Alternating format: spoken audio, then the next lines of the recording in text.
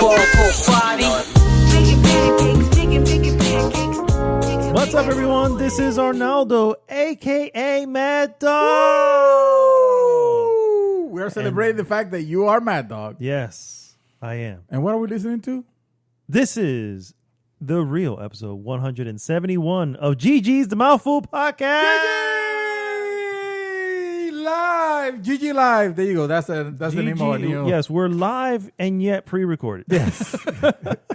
If you're listening to this right now, to you it's live. To you, okay. Enjoy. Yeah, if you're literally, if it is if we 8:54 on a Friday night, August 2nd, it is live. Yes. However, any other time is pre-recorded. So. It is. Unfortunately, if it's Monday and you're catching this up as you're driving, but you're yelling at us. But you're yelling at the radio. You are yelling through the barrels of time. Yes, we can hear Back you. Back to Friday. We can hear you. You're telling me to shut the fuck up. I get it. I get it. I will in a moment, and I will let the intro continue. That voice, of course, that does not stop talking is Mr. David Santos, a.k.a. Dream Twister. What is up, sir? Your mama. To whoever damn. said what they said about me. I was gonna say you can't be talking about mamas like that, man. I'll take it back. I apologize. That's old school. What do they call that when you beat downs? Old school beat downs. Yeah. What you say about my mama? Your mama, my mother. I remember that from. Oh no, never mind. I don't either. Okay, I remember high school. No, I remember hearing all the time. I was gonna say worse than that. Oh wow, the Spice Girls movie. Oh wow, which I don't know. It's like the only part. I have never of that seen movie it. So that you remember? That I remember. It's like the only because everything else was forgettable. Super mega forgettable. I even forgot they made a movie. How about that? Oh yes.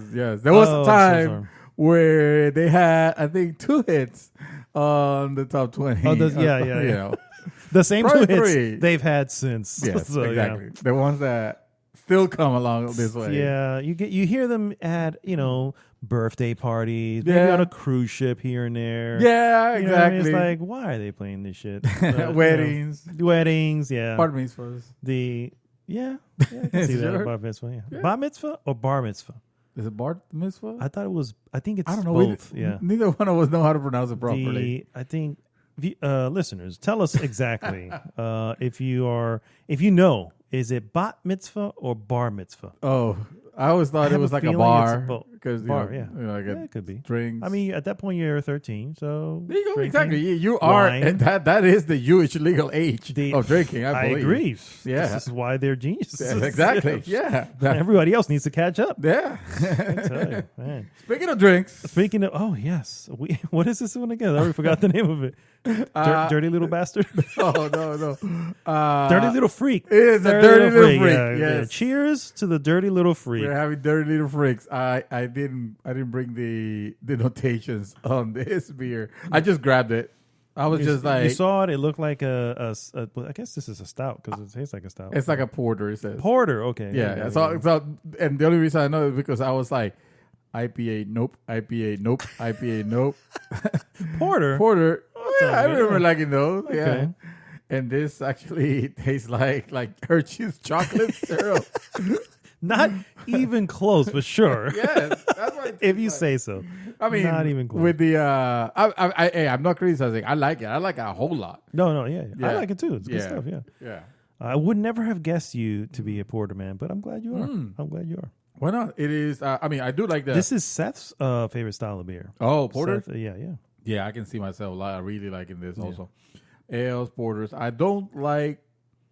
Well, I don't like the super hoppy IPAs.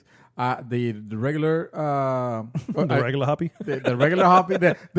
Hey, this is an IPA, but it's not like so extreme. I can tolerate. Yeah. Oh, sorry, no, that's not the right word. I can enjoy them. I can enjoy them. It's just I can't stand way too bitterness. Like there was one the other day you were talking about.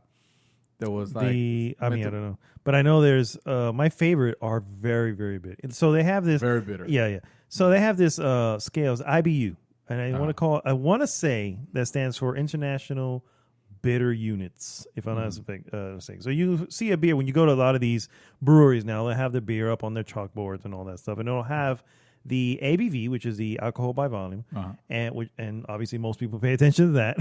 And then next to it, they'll have the IBU, which is the bitterness level. And some of them have, some of them don't. But bitterness level is the level, obviously, the bitterness of the thing. And my favorite style is the New England style IPA, which are these IPAs that if you looked at them and if you were to pour them in a different glass other than a beer glass, they may actually look like orange juice because they're that, whatever. But they're like 100, 110, 120 on the IBU, you know what I mean? And their IBU is over 9,000. Yes, exactly. But I really, I get it. It's beer in itself, realistically. Beer in itself is an acquired taste. I used to not like beer. Yeah. But then again, I didn't know how to distinguish between them.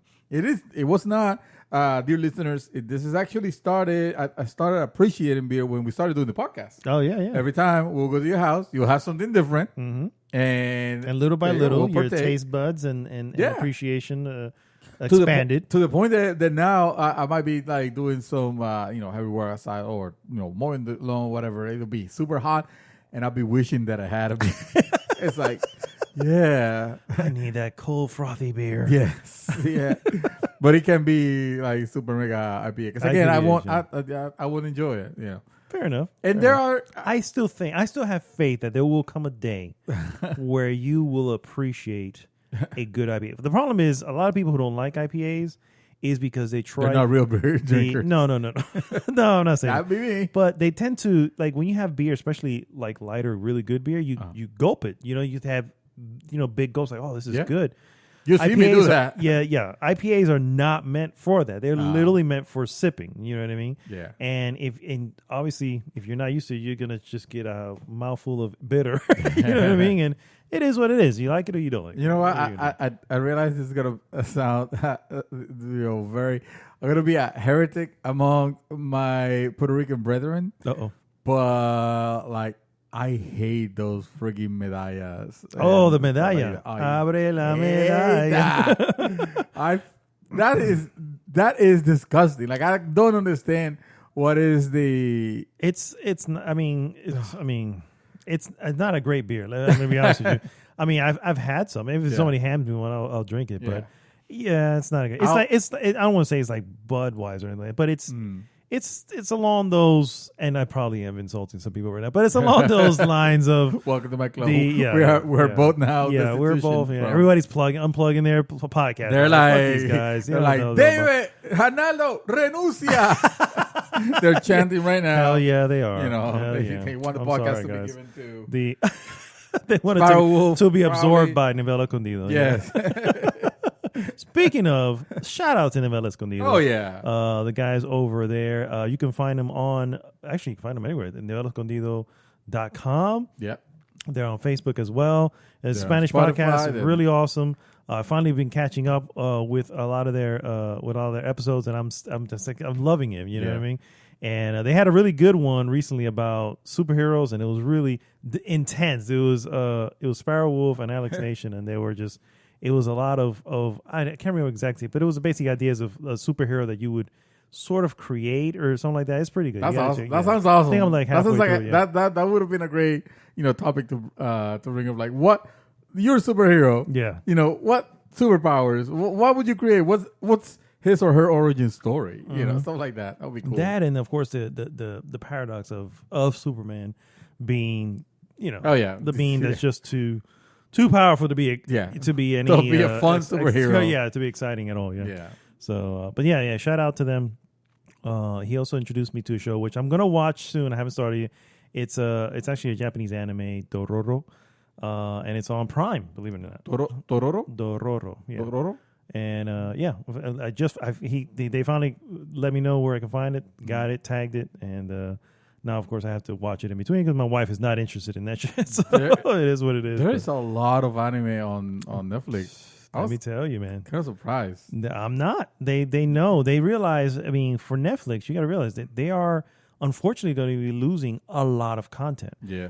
Everything Disney's going to come off, right? And not only that, their most watched shows are going to come off. That's Friends, The Office, and I think the other one's Parks and Rec, right? These are shows that they're the most watched shows. Yeah, those are institutions of American television. And unfortunately, except for The Office, maybe. Really? Because he was originally British. That's true. Yeah. That's what you're saying, yeah. But it's obviously extremely popular here. Yeah. And for the most part, I know how most people watch it because we do the same shit. We'll put on Friends and it's just on. It'll be in the background. Just on just to be on, yeah. So I'm sure that's how they're getting their numbers. But still, that's how they're getting them. And but with obviously knowing that that's going to be happening, they're like, no, we got to have content and stuff like that to replace it, which makes perfect sense. And it's only it turns out you can patch a lot of holes with some anime. Some anime, some There's Witcher. So much anime out there. There is, and I've been catching up on some of them on Netflix as well. Yeah. So yeah, it's good stuff. Well, guys, thanks so much for tuning in. What we normally do, well, first off, go to goodgame.tech. Join the conversation there. Yep. And of course, please like, subscribe, and share the podcast with everyone. What we normally do first is we go into what we've been up to, move on to various news items, and then finish with our hot topic of the week. This week's hot topic, Strange Choices for Bethesda. I gotta stop you there, sir. I'm sorry. I feel like I'm a little hurt. Mm-hmm. I'm a little hurt by the fact that you did not use my perfectly created the title for this. Maybe I didn't realize that you had you gave me one. Well, what is it then? I think I sent it to you. It's like I got it. The title should be "Is Bethesda doomed?" Or is this Bethesda's Doom? I did see that. Get it? Yeah. Doom. Puns. So okay, I remember now. Yeah. And I was like, it was like it's terrible. No, it's not that. It was like I felt like Doomed was maybe not over exaggerated. It was like they're not going to be doomed. You know what I mean? Obviously they're fine. I was like, well, it's just a choice. It's a play on words, sir. True. It's a play on words. I get that. I'm sorry. Well, I'll update it right now. So yeah, there you go. We are changing the name. Yeah. Actually, we're going to have to start this all over again. Okay, all right. So it's no good. No, seriously. Bacon pancakes. I'm glad you know this song. Pancakes. I don't even know that song. Like I listened to it, I'm like, pancakes. Where does this come from? I don't know, actually. I think I found it out, and I make sure I credit the creator. Yeah, we still do. Not us, you know. I found it on. I think I want to say it was. No, you know what? I can't come. Yeah. I know it comes from a show, and I forgot the name of the show. Oh no, with the little dog. Adventure Time. Yeah. That's what it's called. That's Adventure Time. Yeah. And I do but know it doesn't that. go like that. It doesn't go like that. Somebody like make a remix and arrangement, and I thought, oh, that sounds really neat. That sounds like an intro for something. And I was dying to use it on something. And then when you came up with the idea for the podcast, like 2 years before we started, trying to convince me, I was like, okay, we'll make it that, and it stuck. Yeah, it was working. And I was recognized. And now it was hearing that song. It's like, oh yeah, it's amazing. Actually, a lot of people. That's a song for the intro, and I'm like, you know this song? I don't know. Yeah. I felt like that was such a niche show. You know? I didn't realize so many people were into it. You know, making pancakes. I don't know if it's baking pancakes or bacon pancakes. I think it's bacon pancakes. Me too. Yeah, I think it's bacon. I vote for bacon pancakes. Sounds amazing. I mean, yeah. Oh yeah. Of course. Ridiculous thing in the world. Of course. And I've never had them. Me either. Yeah. We need to fix this. Yes. Let's go. Let's pause and go have some bacon pancakes. I had some bacon. I felt like one time I even showed you. Mm-hmm. What were they, cookies or something? What was it? It was something that tasted a lot like bacon. I was like, dude, these things are amazing. And you were like, no, thank you. No. Then I didn't have it. That looks like processed. Did you know that Bacos are processed? Bacos are processed? Yeah, that's not even real bacon. Get out.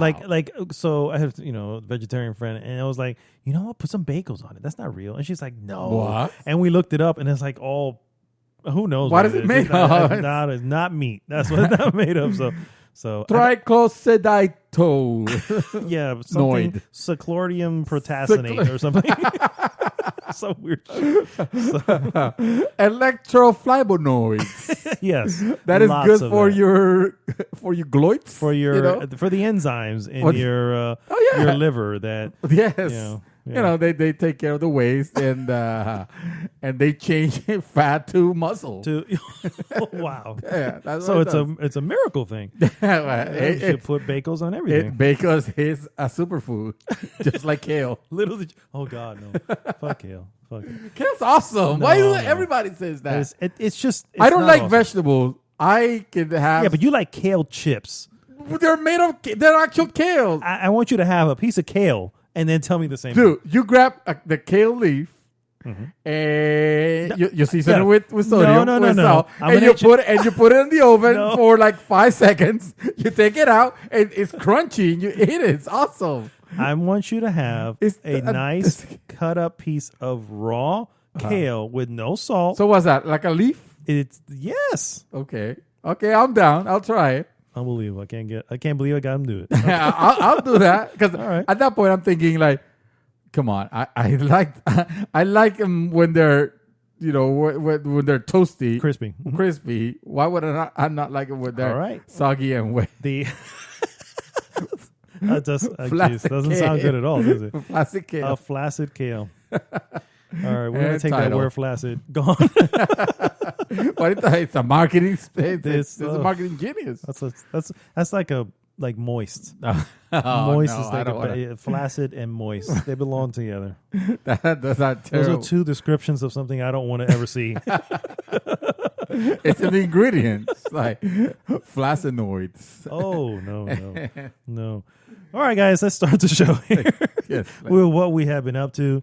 Mr. David Santos. Who, me? Yeah, you. Okay. All right. So what have I been doing? I have been playing a lot, actually, of Fire Emblem 3 Houses. Nice. I am really... Beat it? No. I'm what? Did you beat it? No. Oh, okay. That I was going to say, I'm enjoying quite a bit. I don't know if it's the game that I will get to the end. Oh, wow. Just because it is fun, don't get me wrong, but it is massively slow as far as I feel like the progression, I don't know. Maybe I'm early still, but I don't know if it's the fact that you go the fights, that the actual battles, the important ones that will carry the story, happen at the end of each month. Okay. Or at least that has been for me so far. And in the meantime, all the other days or the weeks, because you're basically making choices for what you're going to do the week ahead. It's just either you decide what persons to give lessons to and to better their stats, what persons to motivate, or you can just run around the same school. It's like a school. It's like a monastery. I don't know. It's like a school / monastery / garrison base or whatever. Okay. And so, and that's it's fine, I guess. I mean, the problem is it has some of these menial tasks that are boring. For example, fishing. You know already very well. I hate fishing in video games in general. Probably more than you hate horses. Probably, yeah. I would say, yeah. There are horses, but so far I've just been taking care of horses, not really, or have my students take care of horses. So you're delegating. Yeah, I'm delegating. I don't like horses. You guys handle that shit. But they are mounted units. So I'm talking about the activities that you do outside the actual, tactical aspect of the game. Before you go into, because those tactical games, they're awesome. You're making choices, you're thinking ahead, you are trying to position your enemies. It's kind of like that excitement that you get from XCOM. Oh, nice. Okay. So that part I'm enjoying quite a bit. But then the downtime, or what I feel is the downtime, is those menial activities like fishing, and you got to do it. I mean, they're optional, but because they give you... So wait, because that's contradictory. You said that you have to do it, but they're optional. right, and I explain what I mean. There, you don't have to go fishing, but because fishing is relatively fast and easy, it's not tedious or anything like that, and some activities will spend a point, which is like time passes. Okay. And depending on your professor level, you can have like you can complete 3 activities, in where those activities you do to, again, better your stats, whatever that might be, or help the motivation of your students. And the more motivation the students have, the more times you could teach them new stuff and better their stats and yada yada. So it's always playing on stats. So it's But when two activities in particular, up to what I've played so far, cost nothing. It's just pure. It's pure profit basically, which is going fishing with increases your experience, and also the fishes that you're getting, you can use them for stuff. You can use them for cooking or to sell or whatever. Yeah. And the other is like botany, like cultivating plants and stuff like that. And again, those plants, you can harvest them eventually, and you can have food, or it could be flowers that you can use as a gift to give to your students, which that's another thing. It's a little creepy. It is. Yeah. The relationship between students and teachers are very creepy in this game, in the sense that, hey, man, you want to get an A. Yeah. If you want to get an A, I'm just saying. I still remember from, your high school years, Yeah, I mean, sometimes you got to do what you got to do. Sometimes you're just half a teacher. Yeah. So yes, stuff like that. It's a little bizarre. And again, everything is very super duper Harry Potter-ish, in where there are the 3 different main houses, and you're trying to recruit from the other houses if you can. But of course, to recruit each member that you want to recruit, for example, will have a preference of a stat, let's say strength, for example, that if you don't meet that level, they're not going to be interested, So yeah, that, and on top of that, unfortunately, the Switch is not a powerful system. Okay. So the game chugs quite a bit as you're walking through those areas. And to the point where it has become annoying. It has become a hindrance to me. Some people might not care about it, but it's definitely deeping in sub 30s, and it looks that's a pretty shame, because this is a first party Nintendo title, isn't it? You would think, but no. This is a game that this game is made by Koei, I think. By Tecmo Koei? Yeah. It's published by Nintendo. Tecmo Koei and Koei Tech. There's actually 2 different companies. Oh. So it's one of those 2, basically. Oh, okay. Yeah. Wow, I didn't know. Okay. Yeah, it's whatever, dude. I don't have an explanation as to what. Do you mean that there's an Enix Square then? That'd be awesome. No. We have never heard they're an indie division. They are an indie division. No, I found out that actually a while ago, but yeah, Tecmo Koei is one company, and then you have Koei Tecmo, which Koei Tecmo I think does less games. They do games, they do less games, they do other stuff. But I don't know why. Again, I don't know why they're 2 separate things, but yeah. that's interesting. It's like Konami, which we all think, Konami, yeah, the video game company, but no, they actually they're the Virgin Atlantic, of Japan, basically. So yeah, man. Those are the things that every time, like, let's say for example, yesterday, I was at a loss. Like, I did not want to play anything. I was so and I had time. I had the time to sit down, but just couldn't get motivated to play anything. At one point, I just made myself play it, and next thing you know, I was having fun. I was actually doing that. I didn't. It wasn't like a long time, because by that time it was almost time to go to bed. But I was like, okay, I'm having a good time, with it.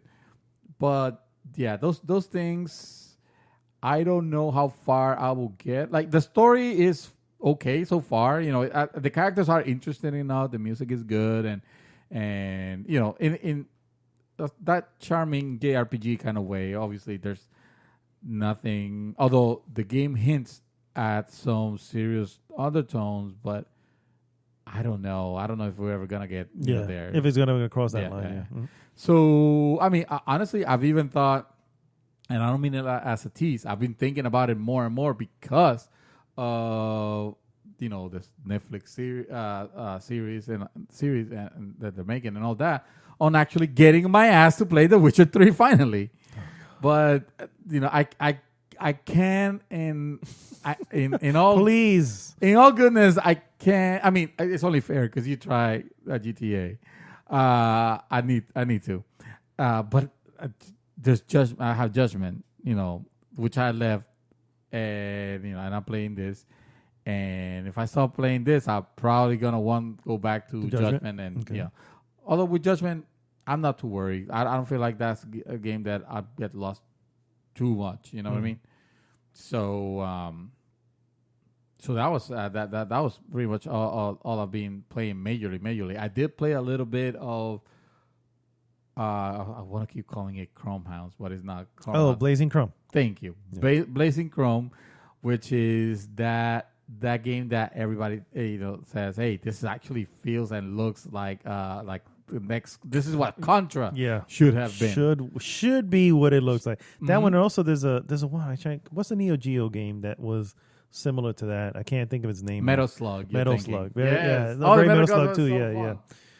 So yeah, Blazing Chrome is great, and I can't do. We got to do it. Yeah. Okay. I got past the first stage, and I'm like in the middle of the second stage. It is difficult. It is challenging. Yeah, it is challenging. But I think we can, because it's co-op. So I'm like, we got to do this, bro. And unlimited continues. And, and that's right. And the checkpoints are actually very favorable. They're not old school like, oh, you're screwed back to the beginning. Back to the beginning. Yeah, So tell me if you see this. I feel like that game has been compared a lot to Contra 3D Alien Wars. Mm-hmm. To me, and they are there. Well, we haven't got to those points, but I've seen the trailer. I haven't got to those points. I don't know how far you got, but I haven't got to those points. But I've seen the trailer where I'm like, yes, this does like there's first person scenes, or from the first person perspective. And I'm like, this is kind of, it does kind of look like it. But we'll know until you get to try it. So. But I feel like this game looks more like the Contra of the Genesis, actually. Oh, okay. The older one. Okay. Yeah. Well, I think it came out later, actually. Where was Alien Wars? Wasn't that in... Alien Wars was Super Nintendo, but Genesis had, later on, its own Contra. And for the life of me, it's obviously not Contra 4 or anything like that. Well, Alien Wars is the one that a lot of people remember. That's probably why it gets that comparison. Yeah. It's probably that comparison. But when you hear this, especially in the music, you're like, this is not the Super Famicom or the Super Nintendo's chip sound chip. No, it's not. No, this is Super Genesis. In the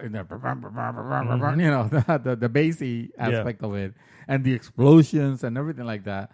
So I was just wondering what you thought about it, or if you had if you ever saw the Genesis Contra, to be able to compare it to see.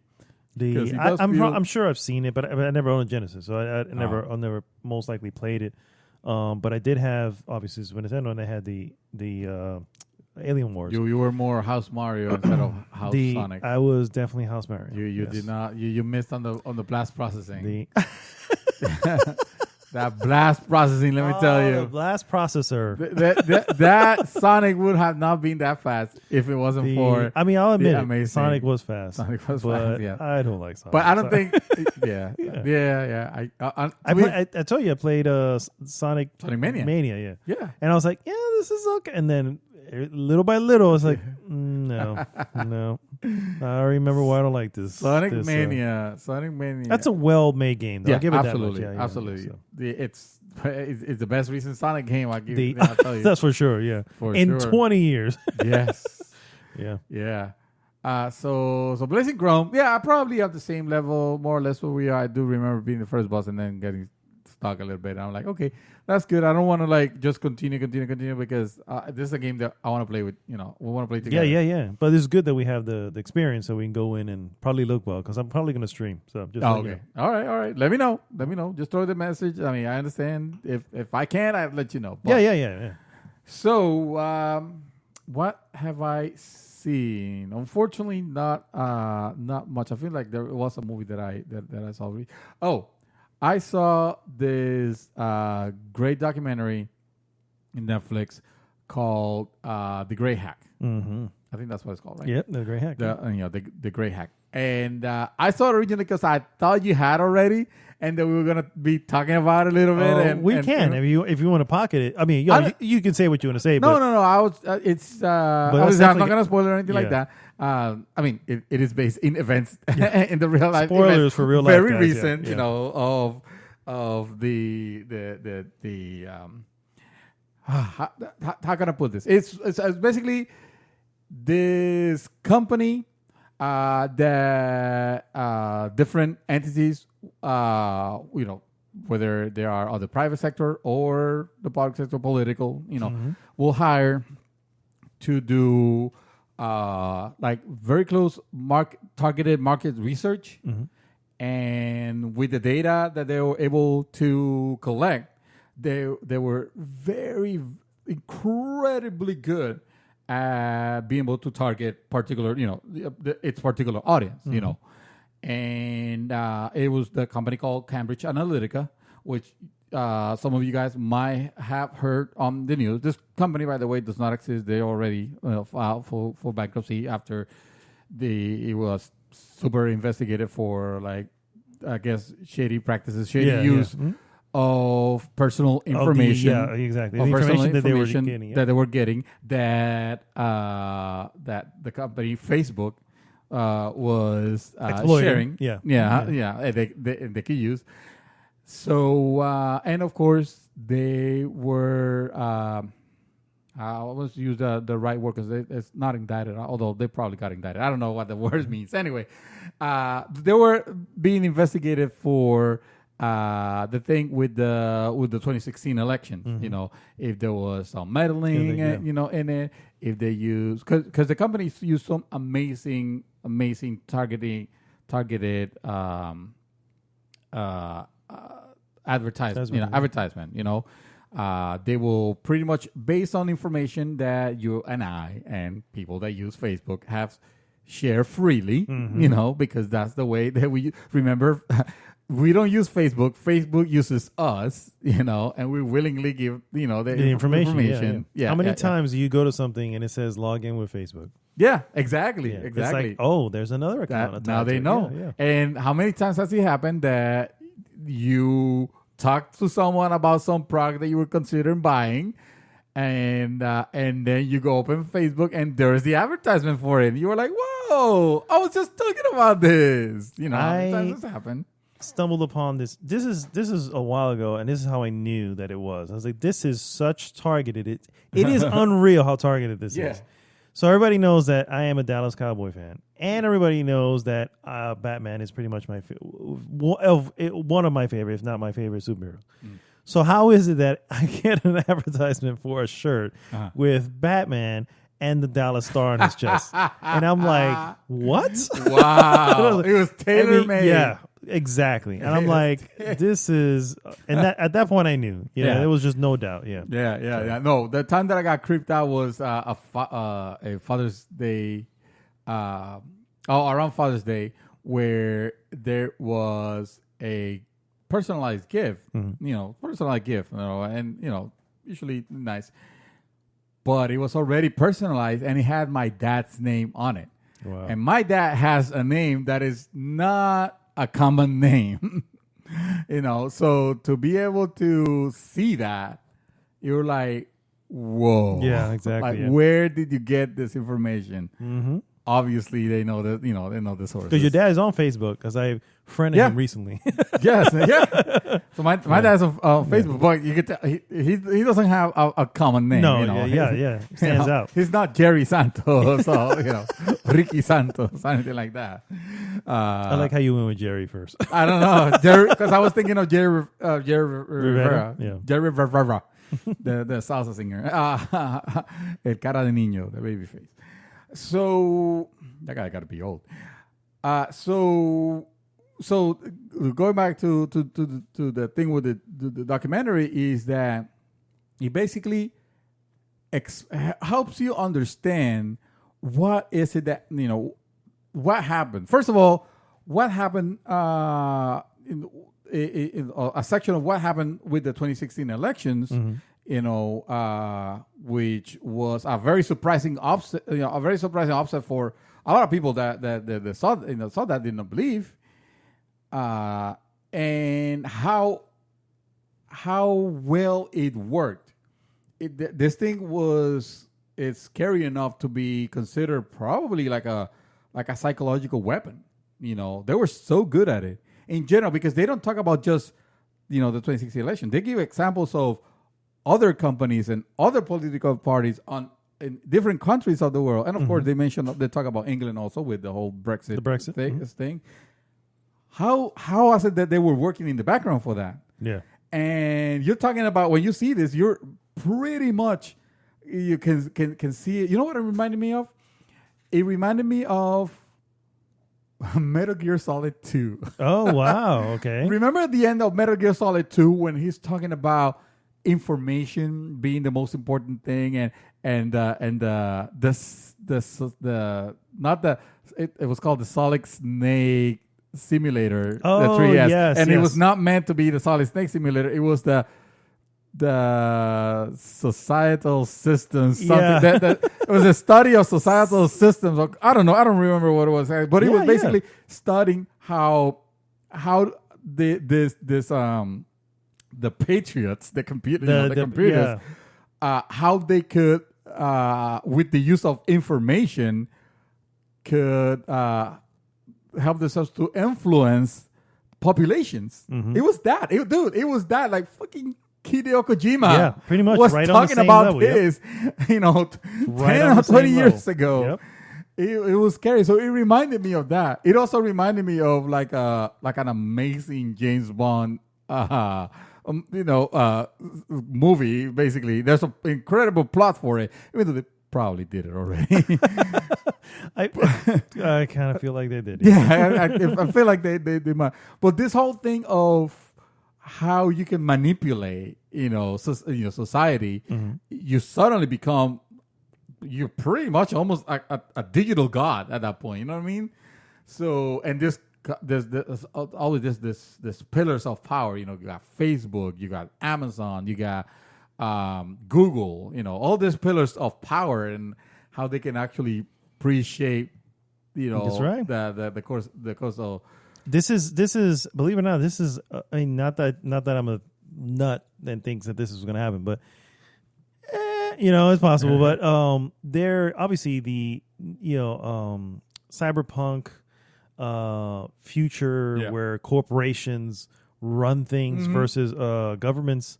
Yes. We're balancing that line right now. And where the government obviously has, we'll say, more control at the moment. Oh yeah, but it's not from what you can see when you look at, you said Amazon, Google, these huge corporations who in themselves have taken over cities. I mean, Seattle is not the same Seattle it was 15 years ago. Wow. It is an entirely different, gentrified completely, you know what I'm saying? And it's just expanding more and more and more and more. And so, because you have Amazon out there, you have all the big corporations out there. Oh yeah, it's the second Silicon Valley. Yeah. So it's not unfathomable to say, in 10, 15 years, who knows who has the power. Now, will we know? No, probably not, because the general populace never knows, even in those damn cyberpunk whatever.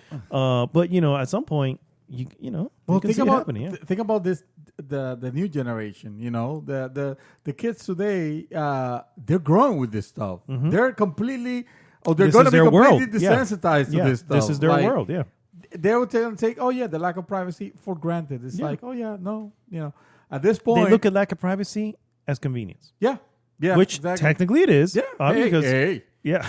Look at my house. I have Alexas everywhere. Yeah.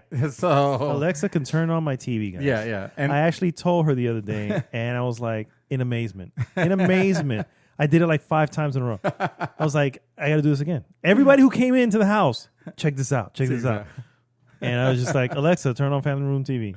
And okay, look, and everything, and of course, because everything's linked, that turns on the surround sound. Everything turns on, and I'm just like, this is the dream. This is bad. This is the dream. This is the dream. Yeah. However, if you go to the Alexa app, by the way, we're now we've detoured here. Yeah. No, we're triggering Alexas everywhere. Probably. Yeah.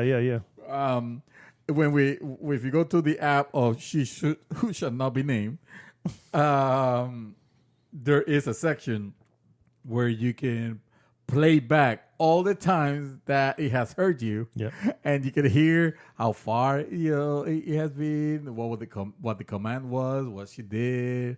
I've always gone onto the app early on specifically because it'll say, did you get the information that you're looking for, or did it do what you wanted to? And I'm like, yeah. So in essence, I'm part of the problem because I'm actually saying yes. No, this didn't. And then, okay, well, we got to course correct on that. So we're, Skynet, guys. Yeah, Skynet, I'm telling you.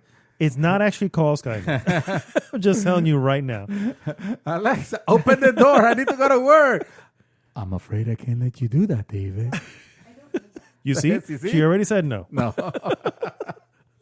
already knows. My God. So yes, if you guys had the opportunity to catch this, it is on Netflix. It is on Netflix, right? Netflix, it is on Netflix. It is super, super interesting. Yeah. I want to check it out. Definitely. I'll probably check it out sometime this week. Yeah. I thought you did. That's why I was like, I'm ready. No, because I had brought it up. I was like, I don't know. We may have been on air. It could have been off air, but I had brought it up because I was like, man, this was a fascinating trailer that I had seen, and I was like, dude, this is crazy. Yeah. But yeah, so that's where you heard. You definitely heard it from there, but no, I haven't seen it yet. Well, I think I saw you or heard you mention like, well, it helps you understand what happened, in the elections, and I was like, well, I want to see. I need to see this, and it turned out to be pretty interesting. Really, really interesting. Yeah. Awesome. So I'm gonna check it out. So I did that. I started watching another movie, and you're gonna notice I say started because I didn't finish it because I don't know, man. It wasn't I don't know. Sometimes. Yeah, I started watching it. So I don't know how I even bring it up, but I might as well since I spent an hour with it. Let's say, Black Klansman. Oh. Yeah.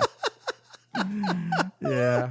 Okay. Yeah. It's probably good. I want to say it's an Oscar nominated film too. Yeah. But yeah. It is. Yeah. Or nominated. I'm not just winning, but nominated. Yeah. Okay. Hey, I'm not saying. Actually, it is because it's a Spike Lee joint. Yes, it is. And of course, Spike Lee was a little bit burnt, and he didn't win something. There you go. Yeah. All right. So I mean, I started watching it. Then it was getting a little bit too late. My wife had to go to work early, so I figured. And I wasn't like super thrilled watching it to the end. So I was like, okay, honey, we'll just stop it here. We'll pick it up, which I never do. So that should tell you. Yeah, says it all. I never do. And of course, the next day, it was like, honey, you want to watch you want to finish? I was like, that's why I never do it. That's exactly why I never do it either. And that's exactly why. I will sit and watch a bad film from the beginning to the end. Yes. Just so I can say, I saw it all. Yeah. And yes, all of it is shit. There is no good part towards the end. Yeah. So I guess I should not say it's a bad movie or boring or anything like that, because it's not really. It is interesting. It's a little on the slower side. Yeah. And for what it presented itself. Yeah. It's also a true story. Yeah. I've seen it. Yeah. You said it. Okay. Does it get better at the end? No, I'm kidding. No, but I mean, you liked it obviously. So I think it was good. I would give it a solid 7. You know what I mean? I didn't think it was great. I didn't think it, and unfortunately, I have to say it. I'm sorry, Spike Lee, but I didn't think it did anything outside of being a decent movie. You know what I mean? And it has a Spike Lee influence in it. If you've seen any Spike Lee film, then you know what I'm talking about. It has his little signature on it. You know what I mean? And it's cool, no? And I didn't care too much for that's the one who is Denzel Washington's son.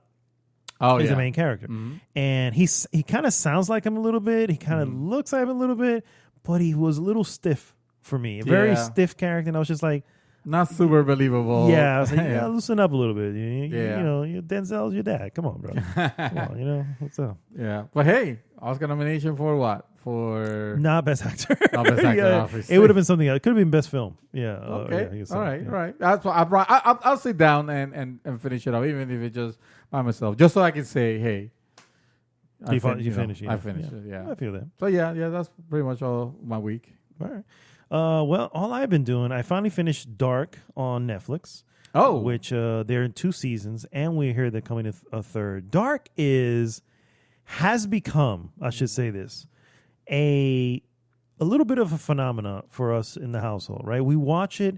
It is very, I want to say it's very hard to follow, but it can become hard to follow in the sense that, so the story is a very sci-fi, it's a very sci-fi story. So the like Westworld? No. Okay. It takes place in Germany. I think I mentioned this, but the quick of it takes place in Germany. These high school kids, they're going to this cave that's in their neighborhood, and suddenly a kid disappears, right? And now we're looking for the kid, and the kid is the kid's father is the cop of the town, and it kind of spirals out from there. Excuse me. Where it goes to from there is so freaking mind bending. Okay. Okay. So I'm gonna just. It's one of the things where like I have to say this so you kind of understand. It is a slight spoiler, so feel free to jump ahead if you're not interested in any spoilers, whatever. But let me tell you, this is just the icing on the cake of the insanity that is what's going on. So in that tunnel, there is a method of traveling through time, and it explains itself in the movie.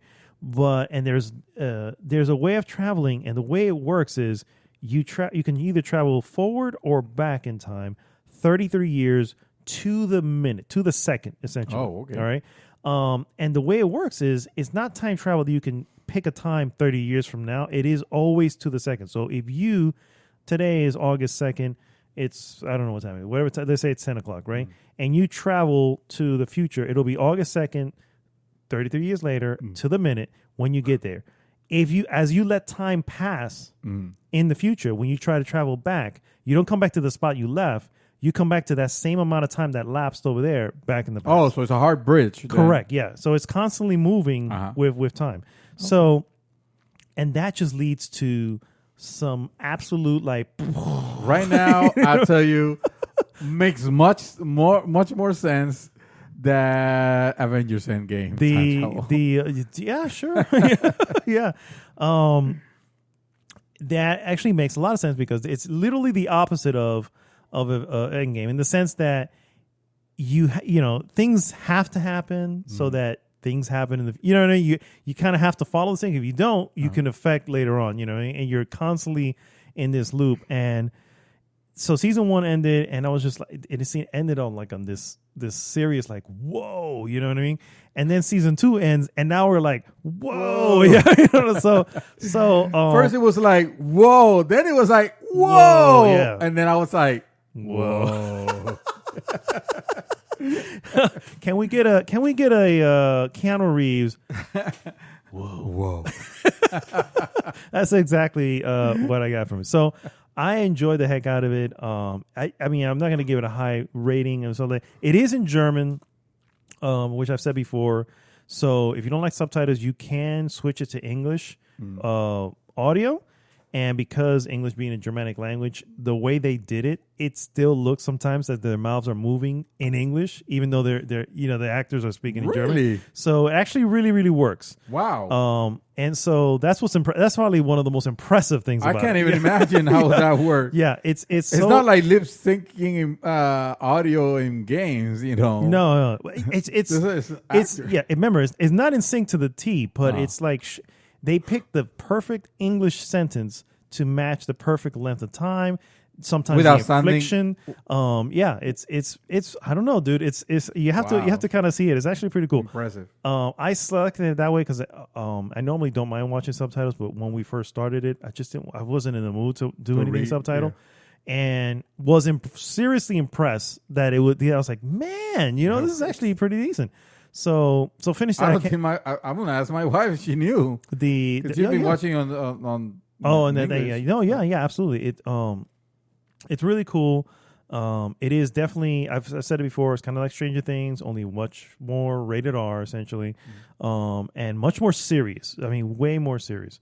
And so I'm enjoying the heck out of it. And I can't wait for whenever season 3 comes. So, so that's what I've been watching. As far as what I've been playing is really what I'm really, really excited about. I'm going through the backlog, which I mentioned that this was part of the backlog. I am playing Thronebreaker. Yes, you are. The Witcher Tales. And I got to tell you, I am shocked how much I like this thing. Because I am not. No. The reason I say that is it's Gwent, but it's not Gwent. Okay. First of all, let me preface this by saying I've gone back to Gwent because Gwent was for a long time in early access. Okay. Right. And it's still a free game, so it didn't matter. It's not like you're paying extra or stuff like that. But when it came out of early access, I didn't have it a while ago, and I have not actually. I think I'm going to say it's October of 2018. So, and I haven't played it. When I finally jumped into Gwent, it is not the same Gwent that we remember. If you've played Witcher 3, you remember Gwent. You'll see that there were 3 fields for each side. Right, you had your melee range, your melee part of the field, your range part of the field, and then your middle, your catapult side. Right, artillery. The artillery. Yeah. That's done. You have now melee and range. That's it. No artillery? No artillery at all. Artillery, and they can go on anywhere you want them to go. The rules have been... Yeah. The rules completely changed. The rules have become... Now, that said, the game has become way more complex, but amazing on top of it. I am enjoying... I'm playing... This is the one thing I play on my PC, because I'll come home, turn on my laptop, and just do a quick 4 or 5 matches, random matches, and just go out there and get my daily wins or something like that. Nice. Because obviously it's free to play, but you can buy card packs or you can earn them. I'm just earning them for now. I'll probably spend a little bit of money later on. Nice. But so that said, that version of Gwent is what's in Thronebreaker. The actual the modified version. Yeah. So the way Thronebreaker works is it is a single player campaign. Okay. And you, for the most part, are controlling Queen Maeve of Livia and Livia. Yeah. And she's from Livia. Geralt is from Rivia. Well, she's the queen of Livia and Rivia. Okay. Yeah. So, but anyway, so that's who you're controlling, and the story plays out. You have an overworld, right? You go, and when you do battles, like when she gets into a battle, or something like that, that cuts to a card battle, right? And she is usually on the left hand side, and she is the leader of, if you know how the leader cards work. It used to be a card that was on the left hand side. It's not. It's actually her. Her character is there, and then she commands the forces to go out and to do stuff, but it's all played out in Gwent, basically. Yeah. That's awesome. It is freaking amazing, dude. I am in so much shock that how well this works. And on top of that, you have your side missions that are usually like puzzles, right? Puzzles. So the way that Gwent works, real quick, you have to win the best of 3 rounds, right? You start with 10 cards. At the very beginning, you're able to trade some cards out. They've changed how many you can do now. And in round 2, if you do the same thing, you pick up a few more cards and play it out. You just got to win the best of 2. There's a strategy behind sometimes throwing one of the rounds so that you have enough cards to just wipe them at the end. And I remember that from the first one. Yeah. That strategy is still there. Yeah. It's a little bit different because you have to know who you can do that with. There are many different factions, and I'm going to go into the weeds on that. But so the game. So most of the time in major battles, that's how that plays out. Same way normal Gwent plays out. Now, what they've introduced is some puzzle stuff. Like sometimes I'll take the character along the banks of a river, and he'll run into some drowners, and now it triggers a fight. But the fight is only 1 round, and it'll be what they call a custom deck, meaning you'll have 6 specific cards, and you have to use these cards to either take everything out or eliminate a certain person, or you know what I'm saying. The puzzle is to use it in a certain way. Okay. If you lose, you can restart it again, but you don't get new cards. You're not using your regular deck. You're using a specific custom deck for this puzzle, and it actually, like I said, it works out pretty well. Do you feel like it teaches you? Yes, like absolutely, because you're constantly learning. Yeah. Each puzzle is designed to show you how the card works. That's cool. Well enough. That's like tutorializing. Correct. Exactly. Awesome. It is genius. It's absolute genius. And to the point where now when I play Gwent, you know what I'm saying? That, you know, I always look at the cards anyway. If it's a new card I'm not familiar with. But it becomes this thing where you're thinking several moves ahead, right? Because I need to put this card out there to put this new card out there. They'll link, whatever, their armor goes up, and I'm going to throw this third one, which will link them all up, and now they're like this Titan trio, you know what I mean? Or sometimes you're waiting for, you'll throw a couple of like random cards out there, and you do your leader thing, and that she'll throw like a hit to the other side. But by doing so, these 3 cards that are all loyal, quote unquote loyal cards, all jump up in points. You know what I mean? Yeah. So it's a strategy behind it. It's absolutely awesome. Absolutely, it is.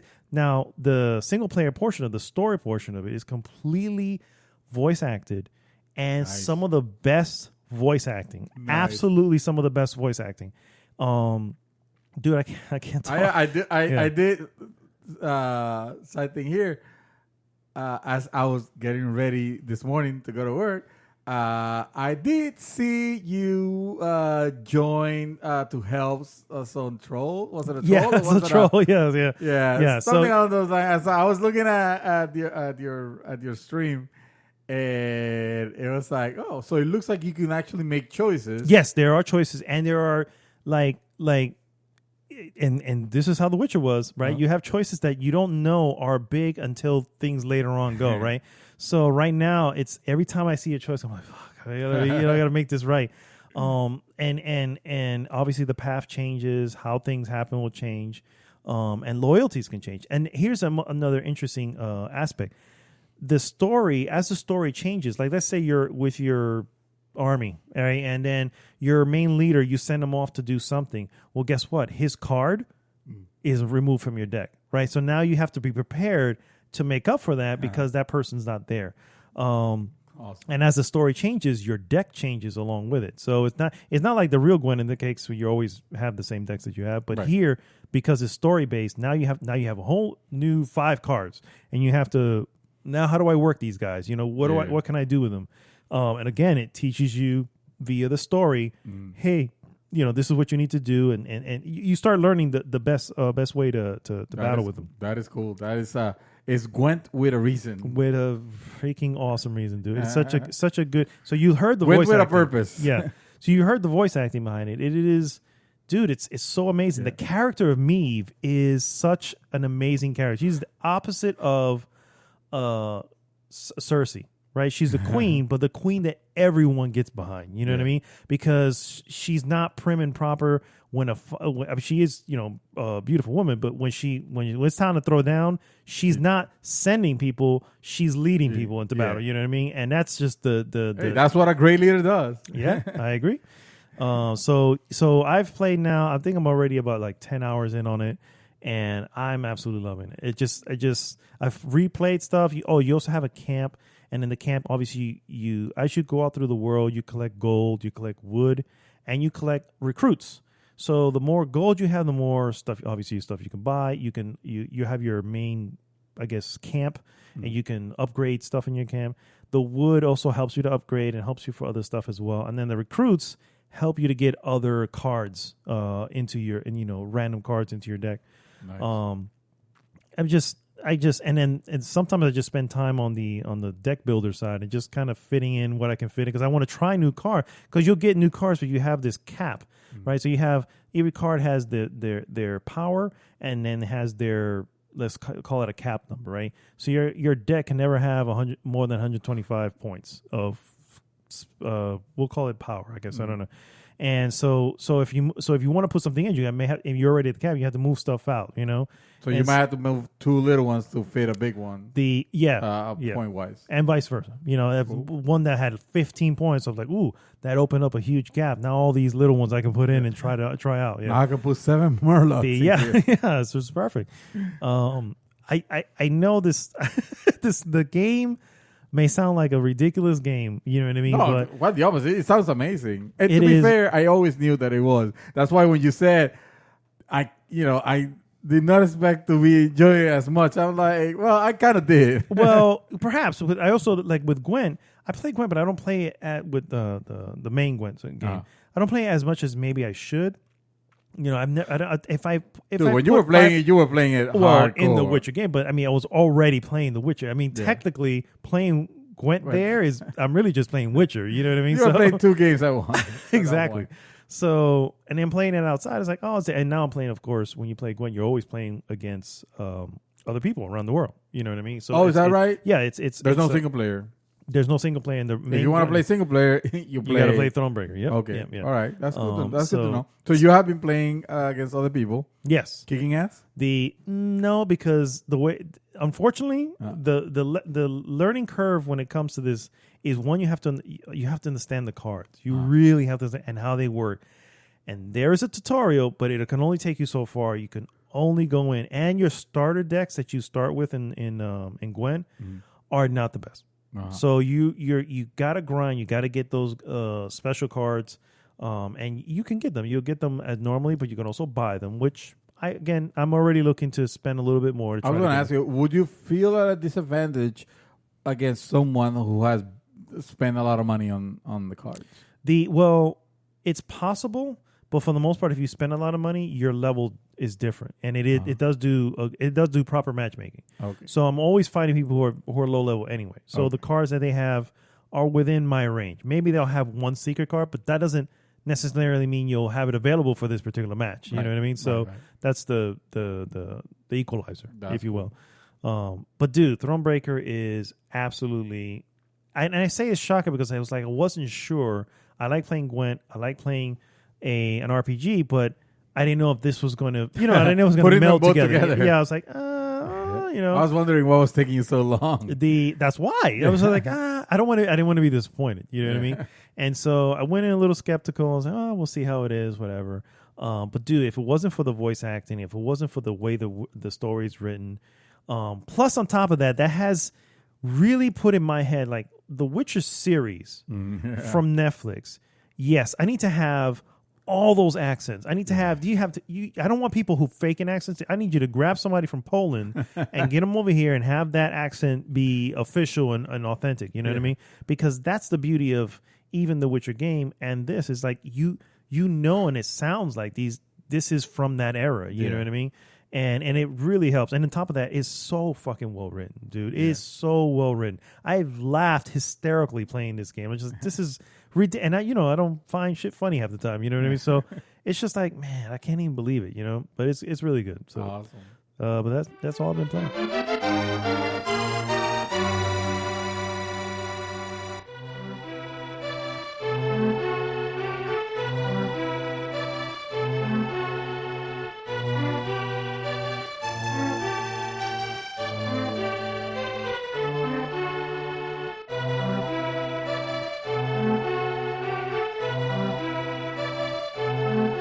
And we are back, guys, and it is time for our Trailer of the Week. Nice.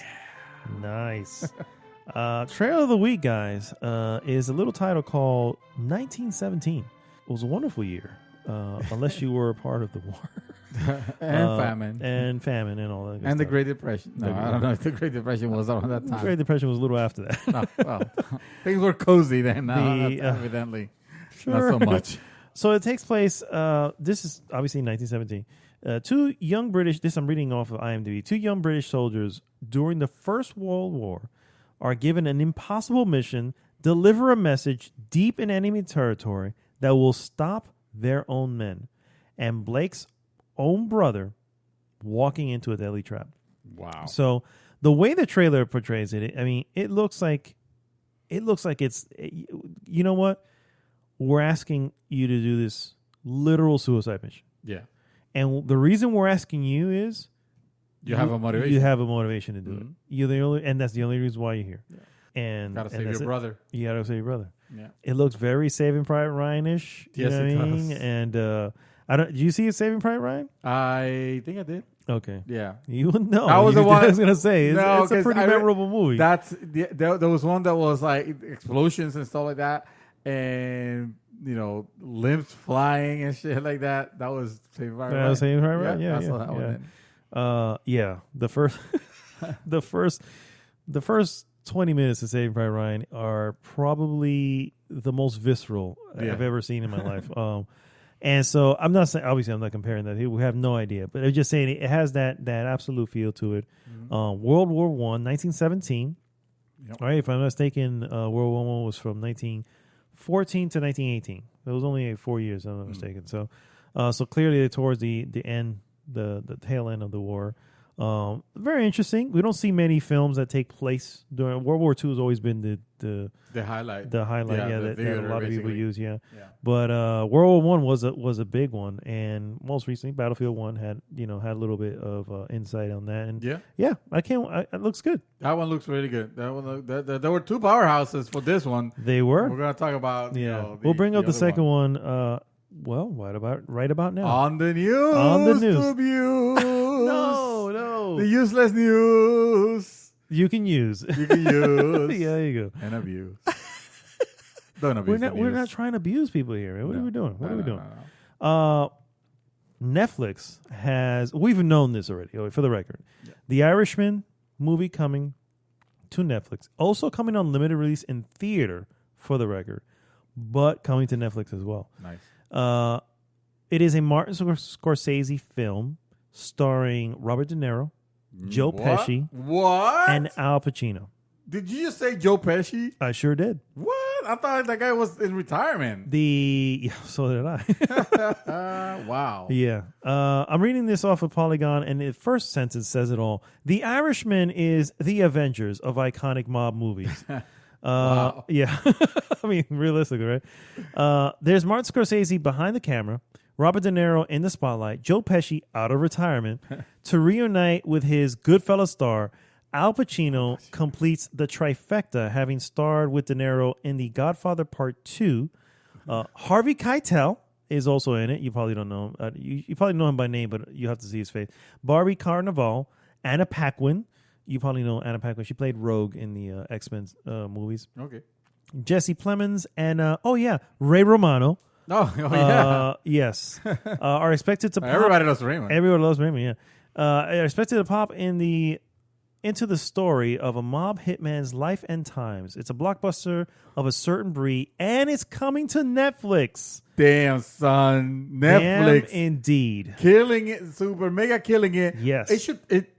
It should tell you, we could not pick a trailer of the week this time because they were both powerhouses. Yes. 1917, we're putting it together with this one, with the trailer on this one, and choosing it. It should tell you the kind of movie that we hope and expect it to be, and looks awesome and all that. But we were also super excited about all those names. Yes, tied to and the way it presents it too in the trailer. It's like boom, boom, and you're like, holy crap! Wait a minute, you got to sit back a little bit and go, whoa, yeah, that is some names. Again, because I remember that I already knew that they were making this film. Yeah, but it's just like when you see it, and then the trailer itself is a little exciting. You know what I mean? And it's like, man, this looks and feels. I mean, if you like Sopranos, if you like Goodfellas, first off, this is clearly, so the story is of Hoffa, and it takes place during the Kennedy time and all that stuff. So. And that's the other thing. It appears to be at least based on some sort of true story. If anything, maybe even I don't want to say alternate reality, but maybe filling in blanks of stuff we may not know. But in the trailer, you see the Kennedy assassination. Yeah. On it. So is it? Do you think the trailer gives you? It's trying to imply that that group has something to do with it, or? I I don't know. Obviously we need to see. I was just wondering, like, wow, they're playing with that. Wow. I'm not sure if they. See, I'm not sure if that's what they're doing. If they're going, because you're right. If it's in the Kennedy era, all you have to do is show something Kennedy related. You could be a speech. Mm-hmm. Why show the assassination? Unless there is something happening during, during, in some sort of involvement, or maybe they just happen to be there. You know what I mean? But man, that looks freaking good. Yeah, it was. When I saw it, and then my wife was here, and we were super impressed, thinking like, definitely Netflix has come a long way. Yes, like this content is definitely exceeding some of the stuff we're seeing that goes to straight to the movie theaters. And they're not shy of taking it to the movie. They just will have a limited release in the theaters. They had a few that actually had the same thing. The last one I saw, which I still think is one of Netflix great films, is Roma. And it's a Alfonso Cuarón film. That's the other thing. You look at the names. You know what I'm saying? You have Alfonso Cuarón. You have freaking Martin Scorsese. Just like these guys clearly knows. Like, man, if we're going to survive the Disney Brexit that's going to end up happening soon, you know what I mean, and all the other stuff, we need to have the content. And man, they just said we're going to do it. We're going to do it right. Here we go. And man, this one here really looks. Makes me wonder, actually, and we were talking about this before on the break. That content, those movies, and that content that Netflix create, does that stay on their catalog forever, or is it something that at some point they will retire and suddenly we don't have a way of appreciating it because Netflix was the only way that you can consume this? These titles, because it's not like you could buy the DVD. No, I mean, it's not like that I'm aware of. Yeah. I haven't. You know what? Let me look up Roma. Roma's been out for a little bit. Let's see if I can buy this somewhere on DVD. Let's see if we can buy this bad boy. Yeah. I mean, another opportunity. Yeah, I was gonna say realistically, why would you? Yeah, sure, you have God knows how many viewers on Netflix, but why would you cut out the opportunity of making a little bit extra with some, Blu-ray sales? Yeah, exactly. Which, a lot of movies, that's where they get the second win, right? Yeah. Yeah. Even the ones that don't make it that well in the box office, they can still actually be. That's actually what led to. Believe it or not, that's actually what led to. Oh my God, it's killing me. Pacific Rim. Rim. First one came out. Yeah. I fucking loved it. Yeah. I knew what it is. I knew, the type of movie it is. Yep. I get it. It was a simple story, but I was there for the freaking machines versus the kaijus. You know what I'm saying? That's all I wanted, and I got it, and it was freaking awesome. Amazing, right? Yeah. So, but it didn't do the money. First off, credit to these guys. They didn't. The reason why it was such a good film visually is because they spared no expense. Mm-hmm. However, that also put their budget really high. So when the returns came back, they're like, "Yeah, what are they going to do a sequel?" And then when it came out on DVD or home video, boom! That's when it was like, "Oh, well, hey, maybe there is a little life left in here." Yes, because suddenly everybody owned that movie for their home theater. Correct. Yep. Yeah. No, unfortunately. You can't buy those. It's not available for purchase anywhere. Maybe not yet. Maybe it'll be something. Or maybe the Netflix is just sticking to what they know. It's like, no, why do we need to sell? This is a stream. You can stream it. Yeah. This is a streaming platform. Correct. You don't need to own this.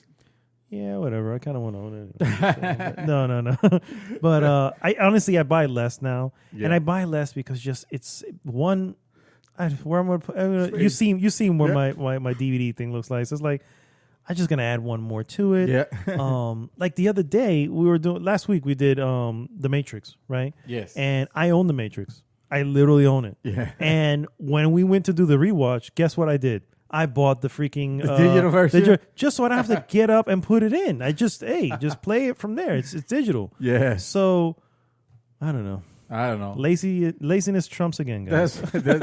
There are people that spend they have a collection. They have a very strong DVD collection already, and what they do is that they burn them. They burn it into not burn it. Sorry, they rip them. Yeah. Into the digital format that they can then put into like a hard drive or a network storage device and just stream it from there. Yeah. And that sounds fantastic. I've always wanted to do that. I actually own a network storage device, but I don't have the equipment to rip them. Yeah, to rip them because I don't have a DVD or a Blu-ray player for the computer, and B, I don't own that many movies.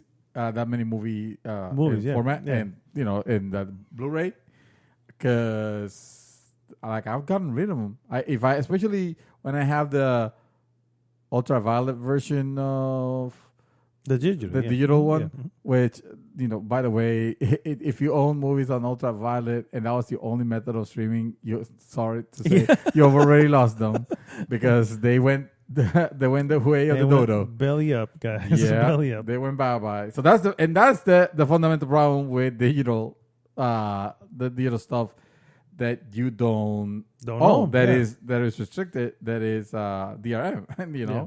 But realistically, in that sense, you had something there. There are other ways of getting it. Yeah, true. But true.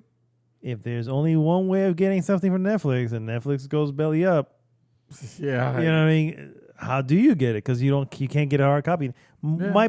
My thought behind that was, well, maybe if Netflix is facing that type of future, at some point they go, hey, let's put this on stuff so we can get. At that point they're gonna. So, they will. Yeah, maybe they will sell you. Yeah. So thank you for bringing about that movie. Hearing that was like, dude, a megaton for Netflix. Speaking of megatons, actually, I thought this was kind of crazy, and it might not mean much for you and I, because we don't follow this particular person on the things. I know you're going with it. But it is a lot of people do or did, and a lot more now do. Yeah, and it seems like a crazy thing out of nowhere. So you guys know Ninja, yeah. who is a super famous Fortnite streamer. He is from Twitch. Mm-hmm. You can see him on Twitch. You have seen him with artists, playing. Has a huge following on Twitch. Well, he is leaving Twitch. He is leaving Twitch and is going to start streaming exclusively on Mixer. Yeah. Exclusive. Mixer exclusive. The Microsoft streaming platform, the Microsoft owned streaming platform that was posed as a competitor for Twitch, which is owned by Amazon. Mm-hmm. And well, that is another thing in itself. How crazy this sounds. So Tyler Ninja Blevins blew up on the streaming platform on Twitch during its early years of the Fortnite boom. But the star will be leaving that behind. According to an announcement made by Blevins, he will soon start broadcasting exclusively on Mixer, Microsoft's live streaming service. And the quote says, "I know this will come as a shock to many of you," Blevins says. "It's the same me, just a different platform." According to Twitch Tracker, Blevin reportedly has 14,956 subscribers on the Amazon-owned company, down from its peak of more than 285,000 back in March of 2018. So he was obviously facing a steep decline. Yeah. Which I gotta imagine it's one of the reasons why he's deciding to catch his ships now and take whatever exclusivity deal you think that Microsoft would have paid for. Yep. Nothing is known about that. Actually, let me continue to see if there's anything that says about that. So anyone who becomes a Ninja subscriber on Mixer this month will be able to do so for free. Being a subscriber grants viewers custom Ninja emoticons and no ads. Daily streams are set to continue for Blevins on Mixers in his current schedule, starting at 9 a.m. And ending at 6 p.m. Central Time. according to the press release, Ninja's first Mixer's live stream will begin during the Lollapalooza on August 2nd. So that is today. That happened already. So you guys missed it. Blevin says that the move is meant to bring him back to his roots, as he got his start as a gaming celebrity back with Halo, which is also owned by Microsoft. Aww. Interesting tidbit. Yeah.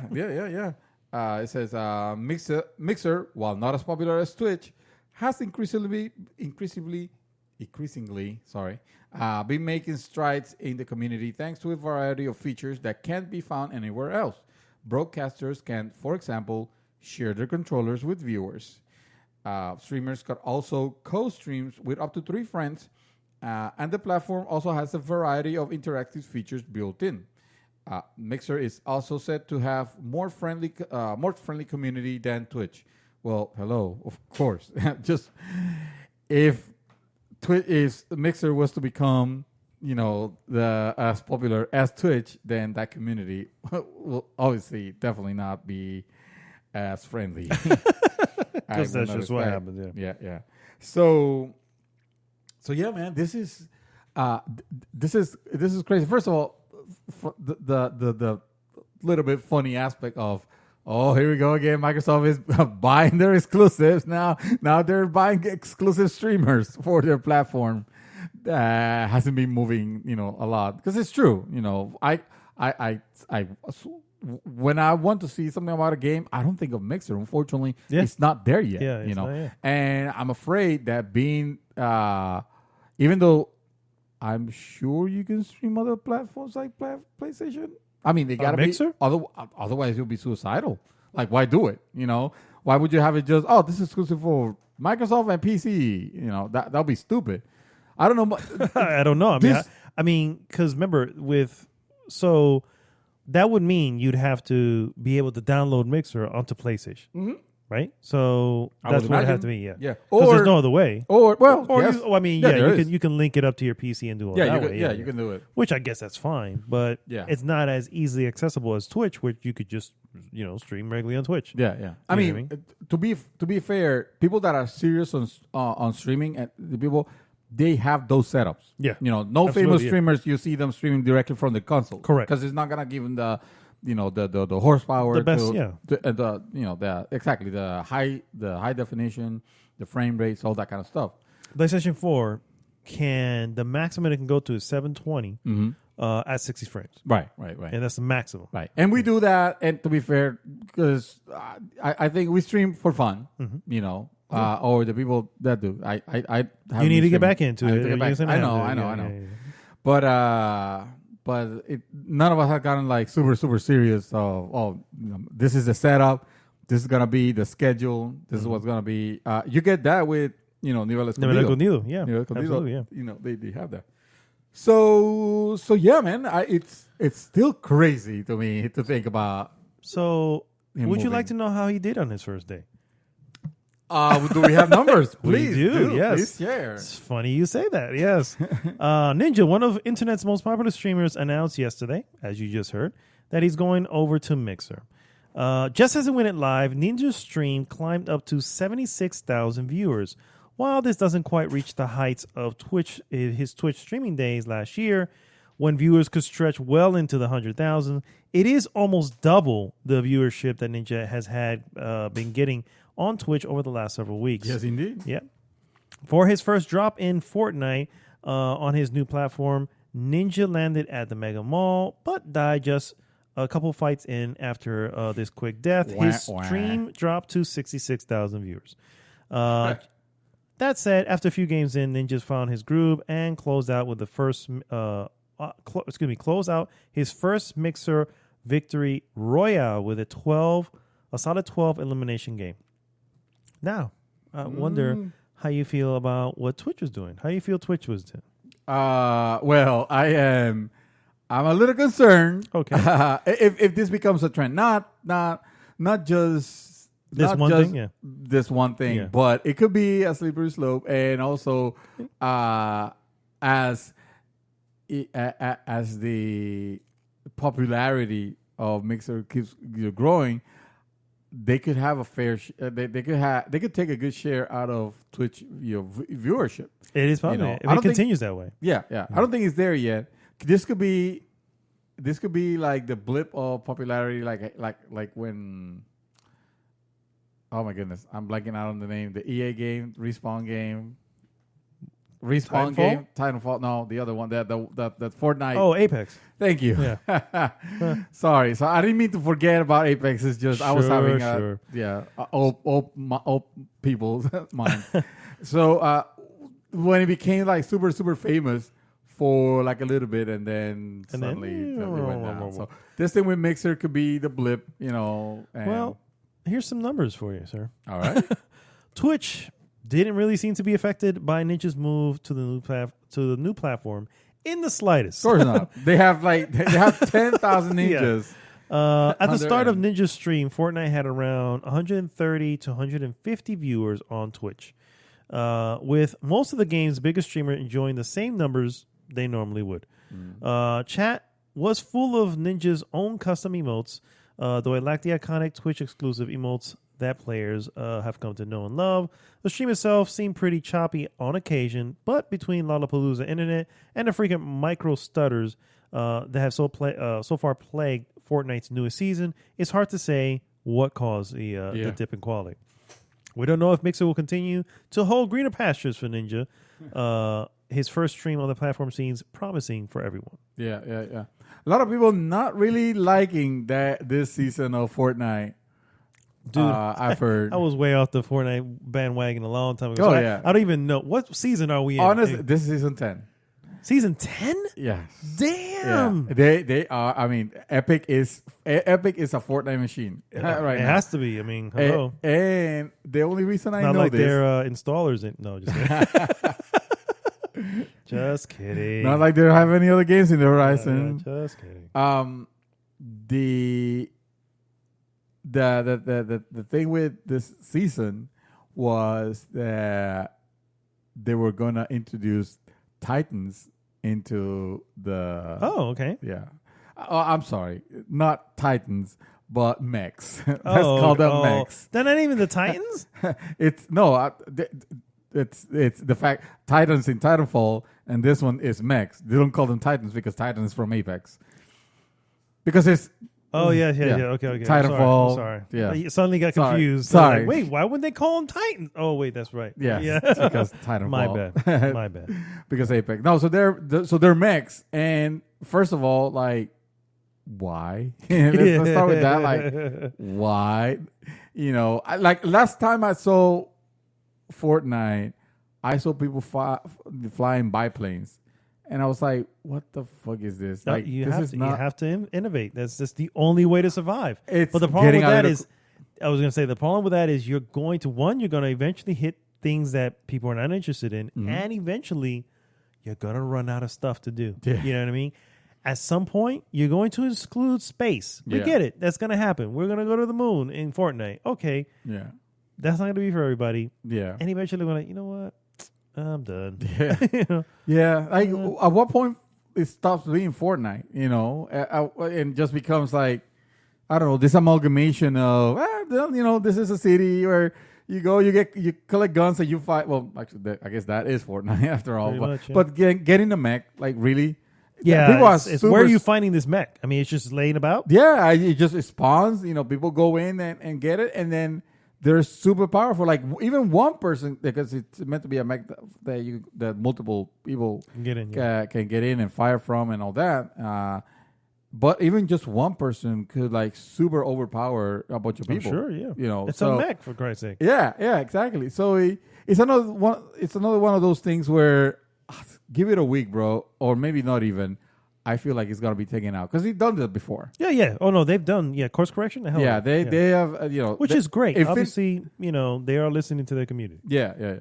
But it feels like a big feature just to be taken out. Probably a big feature that they thought people were gonna enjoy in this season. And I don't know why. I don't know why. Like, were they thinking? You know what? I feel like Apex at some point they're just gonna throw back the Titans in, and we better get ahead of it, and do it. But the thing is, they don't know how the Apex is gonna do it, so they probably did it some other random way. Well, now with the backlash of this, I'm wondering if Apex is looking at this, be like, you know what? Maybe let's leave the Titans for Titanfall. I'm pretty sure you have both camps. One going, it didn't work out for them. The other going, yeah, but we know how to do it. We know how to do them. Yeah, we know how to do them. So it's gonna be one character, and that one character is gonna have its own mech. It's gonna be a little Titan, a Titan boy. As a matter of fact, that's the name of the character, Titan boy. Like Tarzan boy. Yeah. Oh. You got the next piece, sir? Or if not, I got one up. I got one. And this one, I was surprised to see actually, and super excited about this particular game. I'm already sold on it completely. Really? I was like. I was 80%. Body. Oh wait, no. I was 80%. I was getting 90%, and with this one, I'm like, okay, take my money. I'm ready. And you are too, sir. Oh, I know you are too. We're talking, of course, about Obsidian's new. Oh yes, The Outer Worlds, and Obsidian announces that The Outer Worlds will be coming to Nintendo Switch. Really? Yes. Wow. That's the part where I was like, I will not be getting the Switch version, but that's good to hear from them. just FYI. It might be a decent port that you can take everywhere. Yeah, but if I had a choice. And you will. And yeah. So the thing from Eurogamer says, that's right. Like so many great games before it, The Outer Worlds will have a home on the Nintendo Switch. Obsidian announced it's working with Virtuos, the developer who helped bring the likes of Dark Souls and L.A. Noire to the Switch, to assist with the port of the Outer Worlds. Without any Fallout games lined up for the Switch, it looks like the Outer Worlds is still looking to fill the void left by the Fallout series. It doesn't yet have a release date for the Switch, but we do know it's going to launch at some point after the PS4, Xbox One, and PC version, which is stated for release on October 25th. Yeah. I am getting the PC version. I am because, of not course, getting the PC version. You are not getting the PC version. Nope. You are getting the PS4, Xbox One version. Yep. You are getting the Samsung Galaxy tablet. Yep. Too. Version of it. Yep. And you're gonna enjoy the crap out of it. So I was. Have you checked out the gameplay on it? Yes, there was gameplay released. I want to say today. That's what I started seeing a lot of videos. Yeah, I mean I've seen it before, but yes, there was like a good a lot of impressions. Yeah, a lot of people playing 2-hour chunks of it. Yep. And that's how you know confidence. There's confidence in the game when they're like, no embargo, we don't want anybody to know, or yeah, go ahead. Yeah, go ahead. Tell play 2 hours. Exactly. We still have time to tweak it here and there. I mean, it had to be. Hopefully, if it doesn't get delayed or anything like that, go anytime soon, because it's they have to produce it. I mean, the release day is on October 25th. And dude, it looks fantastic. It looks. I mean, I'm a little, just tiny bit bummed that you can't. It doesn't seem like you can go into third person. I don't know if that's an option. I didn't see anybody do it. Yeah, I didn't see it either. But not so bummed, that I will mark it off or anything like that. It's still I'm okay with it amazing. Because not that we haven't had enough first person whatever, but third person, you know what I mean? It's just I wouldn't want to see not that they'll do this because that's a straight up Bethesda thing, but. Yeah. I would hate to see the Bethesda jank in the third person, where it's not moving very well. Yeah, and then suddenly you're like, maybe it wasn't all just whatever. But yeah. Oh man, my next piece, guys. PlayStation Plus offers Wipeout Collection. Oh yes, and Sniper Elite 4 in August. Oh yeah, Sniper Elite 4. Nice. As part of the subscription service, it will be available from August 6th through September 2nd. Through PS Plus. Nice. I will definitely tag the Sniper Elite. The other one, not so much. Yeah. And then, of course, I might as well jump. Wipeout's really good. Which one? Wipeout is really good. I've never been a fan of Wipeout. I've had Wipeout. I've never been a fan of Wipeout. Yeah, it was just like it's nice. It's not bad. But I'm not a big racer. You're not a big racer. Yeah. So it's like I'm a huge racer. I like. Oh, not huge, I guess, but I do like especially when it's the futuristic hovercraft, racing with battle in it. That's my jam. Speaking of racing. Yes, sir. No, but yes, sir. Xbox Games with Gold in August. I was gonna say, I got the racer right here. I'm ready for it. I'm ready to drop it. Oh, okay. Well, we'll save that. We'll pocket that for a second. Games with Gold will bring some big games to Xbox subscribers. First off is Gears of War 4. Yes, finally. Yes, unbelievable. And Torchlight. Nice. These will be available. And then, of course, it moves on into Forza Motorsport 6, which will be an Xbox. Hold on. I think that is, the Xbox One game arriving. Oh, yeah. So it'll be available. And then finally, Castlevania Lords of Shadow is also free from August 16th to the 31st. So you have 4 titles there. A lot of good in this drop for Microsoft. And I think I'm going to just throw this in here because I really don't have anything else. So I might as well just throw it in here because otherwise it's going to be silly. Xbox Game Pass also adds some titles. One of them, which I can highly recommend, it's Downwell. Actually, 2 of them. Downwell and in the Jackbox Party Pack 2. Jackbox Games is just so freaking good. Yeah. So that's been added to Game Pass in August. So if you have the Game Pass, first off, you're getting great freaking content here, and definitely pick. Well, you don't have to pick them up. You go ahead and try those on Game Pass. Indeed. I never took advantage of the Game Pass for PC for like $1 thing that they were having. Yeah, I'm surprised you didn't. And you were excited about it too. Yeah. It was more the fact that I knew that it was cool to have those games, but the ones that I really wanted, I already owned. Yeah. And the ones that I could take advantage of, I probably wasn't gonna play them because I'm playing something else. Mm-hmm. So that would have just sat in the back burner. Anyway. Yeah, exactly, doing nothing. It'll be a tag game that I will not, and then I didn't want to, go in and pay for. I mean, nothing wrong. This is a great value, obviously, but I don't want to have too many subscription services, especially if I'm not taking advantage of them. Netflix, HBO, Prime, and Hulu. Oh, I have all of those minus Hulu. So I'm getting Disney Plus is going to happen, believe it or not. Well, I have cable though, so that counts for like 10 of them. No, I don't have cable. Yeah, I do have cable, so not by choice. So also not by choice. No, kidding. I don't want. No. Need for Speed. Oh, snap! Yeah, that's back. Evidently, the microtransaction one. Probably because it's EA. If history has anything to say. Yes, exactly. EA decided not to reveal the next Need for Speed game at E3. Okay. At E3. Oh, I feel you. Opting to do so instead. I was like, is this a non-announcement? No, they opted to do it differently, a little bit later. But unfortunately, someone already beat them to it. So. Good job, EA. Yeah. Believe it or not, EA is putting out a Need for Speed game this year. Seeing as it skipped E3, many assume the game will be revealed at Gamescom next month. Again, this leaked out, so sorry. While that might still be the case, the game name has, unfortunately for EA, already been leaked. Australian retailer Gameware already has the game up for pre-order on PS4 and Xbox One. Good job. It is called... Actually, what is it called, sir? What is it called? Is it Hot Pursuit again? No. Let's see if we can. Let's see if we can nail a title.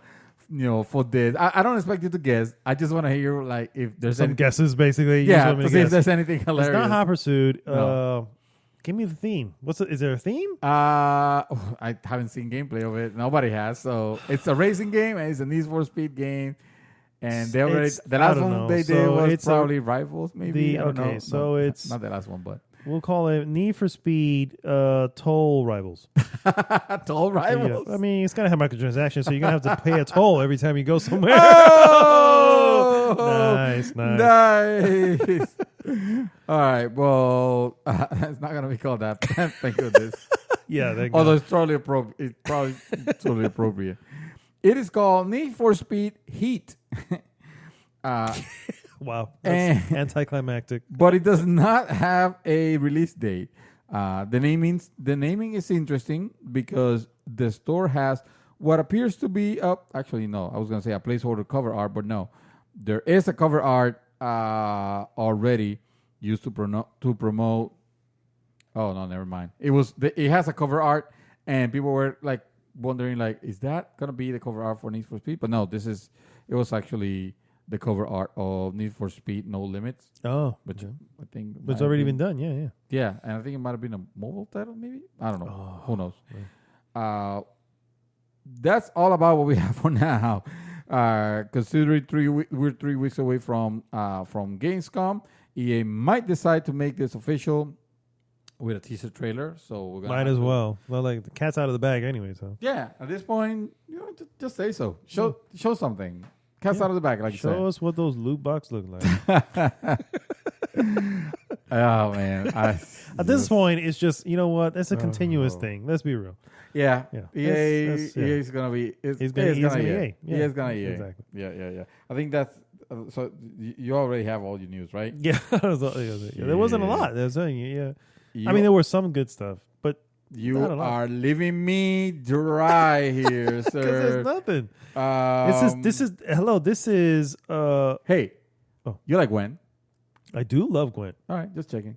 Anyway, this has nothing to do with Gwen. Cyberpunk 77 has a card game announced. What? Don't tell me this shit. Are you serious? Yes. Stop freaking playing. But it is a tabletop game. Oh, real one? Yes, a real one. Yes, a real cease. So is this like a... I'm sorry. Because there was I guess this was yesterday, on Thursday. There was a tabletop games developer, Simon, announced Cyberpunk 77 Afterlife, the card game. An upcoming card game based on the world of Cyberpunk 77. Afterlife is a card drafting game that puts players in the roles of fixers, who are people in the Cyberpunk universe that hire cyberpunks, like the 77 video game's main character, to do jobs for them. You draft cards to help you complete missions, which then raises your street cred until you eventually win the game. Street cred and cyberpunk. This is so cyberpunk, of course. I mean, it's not unheard of, because cyberpunk, the actual product, the actual IP, is a tabletop game. So it's just basically the new version of it. Yeah. What came first? The chicken or the egg? Cyberpunk 2020. There you go. Yeah, Cyberpunk 2020 was a tabletop game. So this is just 77's version. Yeah. Oh, okay, yeah, that's cool. That's cool. Also, pretty cool. No Man's Skies Beyond is out on August 14, and it adds PlayStation VR support. It's about time. It's about time. I thought this was gonna start with hello games, but it says hello everyone. We know that there is a lot of hunger out there for news and updates on No Man's Sky. We're excited to really? I'm sure there is, but I'm like, he has his followers. Not in my circles. Let me tell you, Sean, what's his called? Murray, was it? Sean Murray? Yeah, Sean Murray. He had. We criticized the living crap out of it at the beginning with things, and it goes to show that there is redemption. Yeah. He has gone into they. Obviously. Yeah. Sorry. I should be careful with that. Sometimes we tend to personalize companies more than the actual, or individuals more than the actual, companies. But so they went into seclusion. They were quiet, obviously, which is, in retrospect, probably a good thing. That they did. Yeah. They were working hard, getting that game fixed, making it what they promised, for it set to be. The original set. Yeah, which is more than we can say from other major publishers. I'm not gonna mention names, but it rhymes with Bethesda. It also rhymes with Bantham. Oh, with Bantham, yes. No one's talking about Bantham now. From EA, Yeah, from AE. from exactly. AE, yes. Yeah. Arts Electronics. No one's talking about Bantham anymore. That's right. That's right. That's supposed to be an ongoing. happening? Where is that game? I don't know. I don't know either. Oh man. So the next chapter of No Man's Skies Beyond is Beyond. No, we don't do that here. Sorry. It's coming on August 14. That is very soon. Beyond will contain 3 major updates roll into one large free release. And that's the major point that I want to reiterate. This is a free content update. Hasn't most of it been that? I mean, it's all been. Yes. Yeah. I was gonna say, Yeah, if you pay $60 now, you're still getting Again. all of this shit. Yeah. Is the road to redemption. Yeah, correct. You give that in the hands of AE or Bethesda, Yeah. and suddenly you are paying for these patches, Correct. Yeah. because of course they will. So these changes are a mix of features we've seen with well, actually, this guy is speaking on first person. I'm going to speak like if I was him. It says, Beyond will contain 3 major updates rolling into one large free release. These changes are a mix of features that we've been dreaming for a while and a reaction to how we've seen folks play the game since the release of Next. Next was awesome, by the way. I played Next, and I was very surprised that I was enjoying it as much as I was.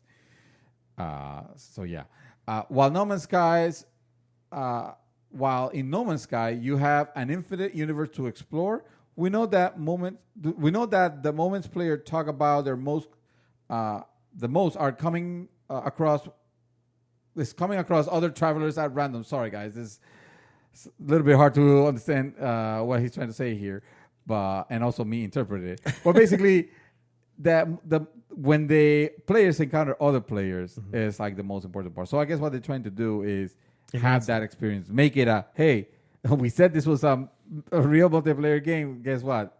We're finally delivering on it. We're finally delivering on it. Yes, I have never purchased this game, and I almost, just for the sake of commending their commitment, I almost just want to say, even if I don't play it, even if I don't play it to completion, I just say here. Yeah. Because in the end, so few companies or so few games get to this point where they you know what I'm saying? You think about this a second. This is what Shovel Knight did, right? Yeah. And not to in any way take away what the Shovel Knight team, Yacht Club, did, but realistically, that's an 8/16-bit game, right? Yeah. That's not what No Man's Sky is. You know what I'm saying? So there's a lot more development, and this is still a small team, and they continue to work on it. They're not asking for any more because they know most likely they're not going to get any more. No. They're still trying to redeem themselves from what happened. And for me personally, I almost feel like, you know what?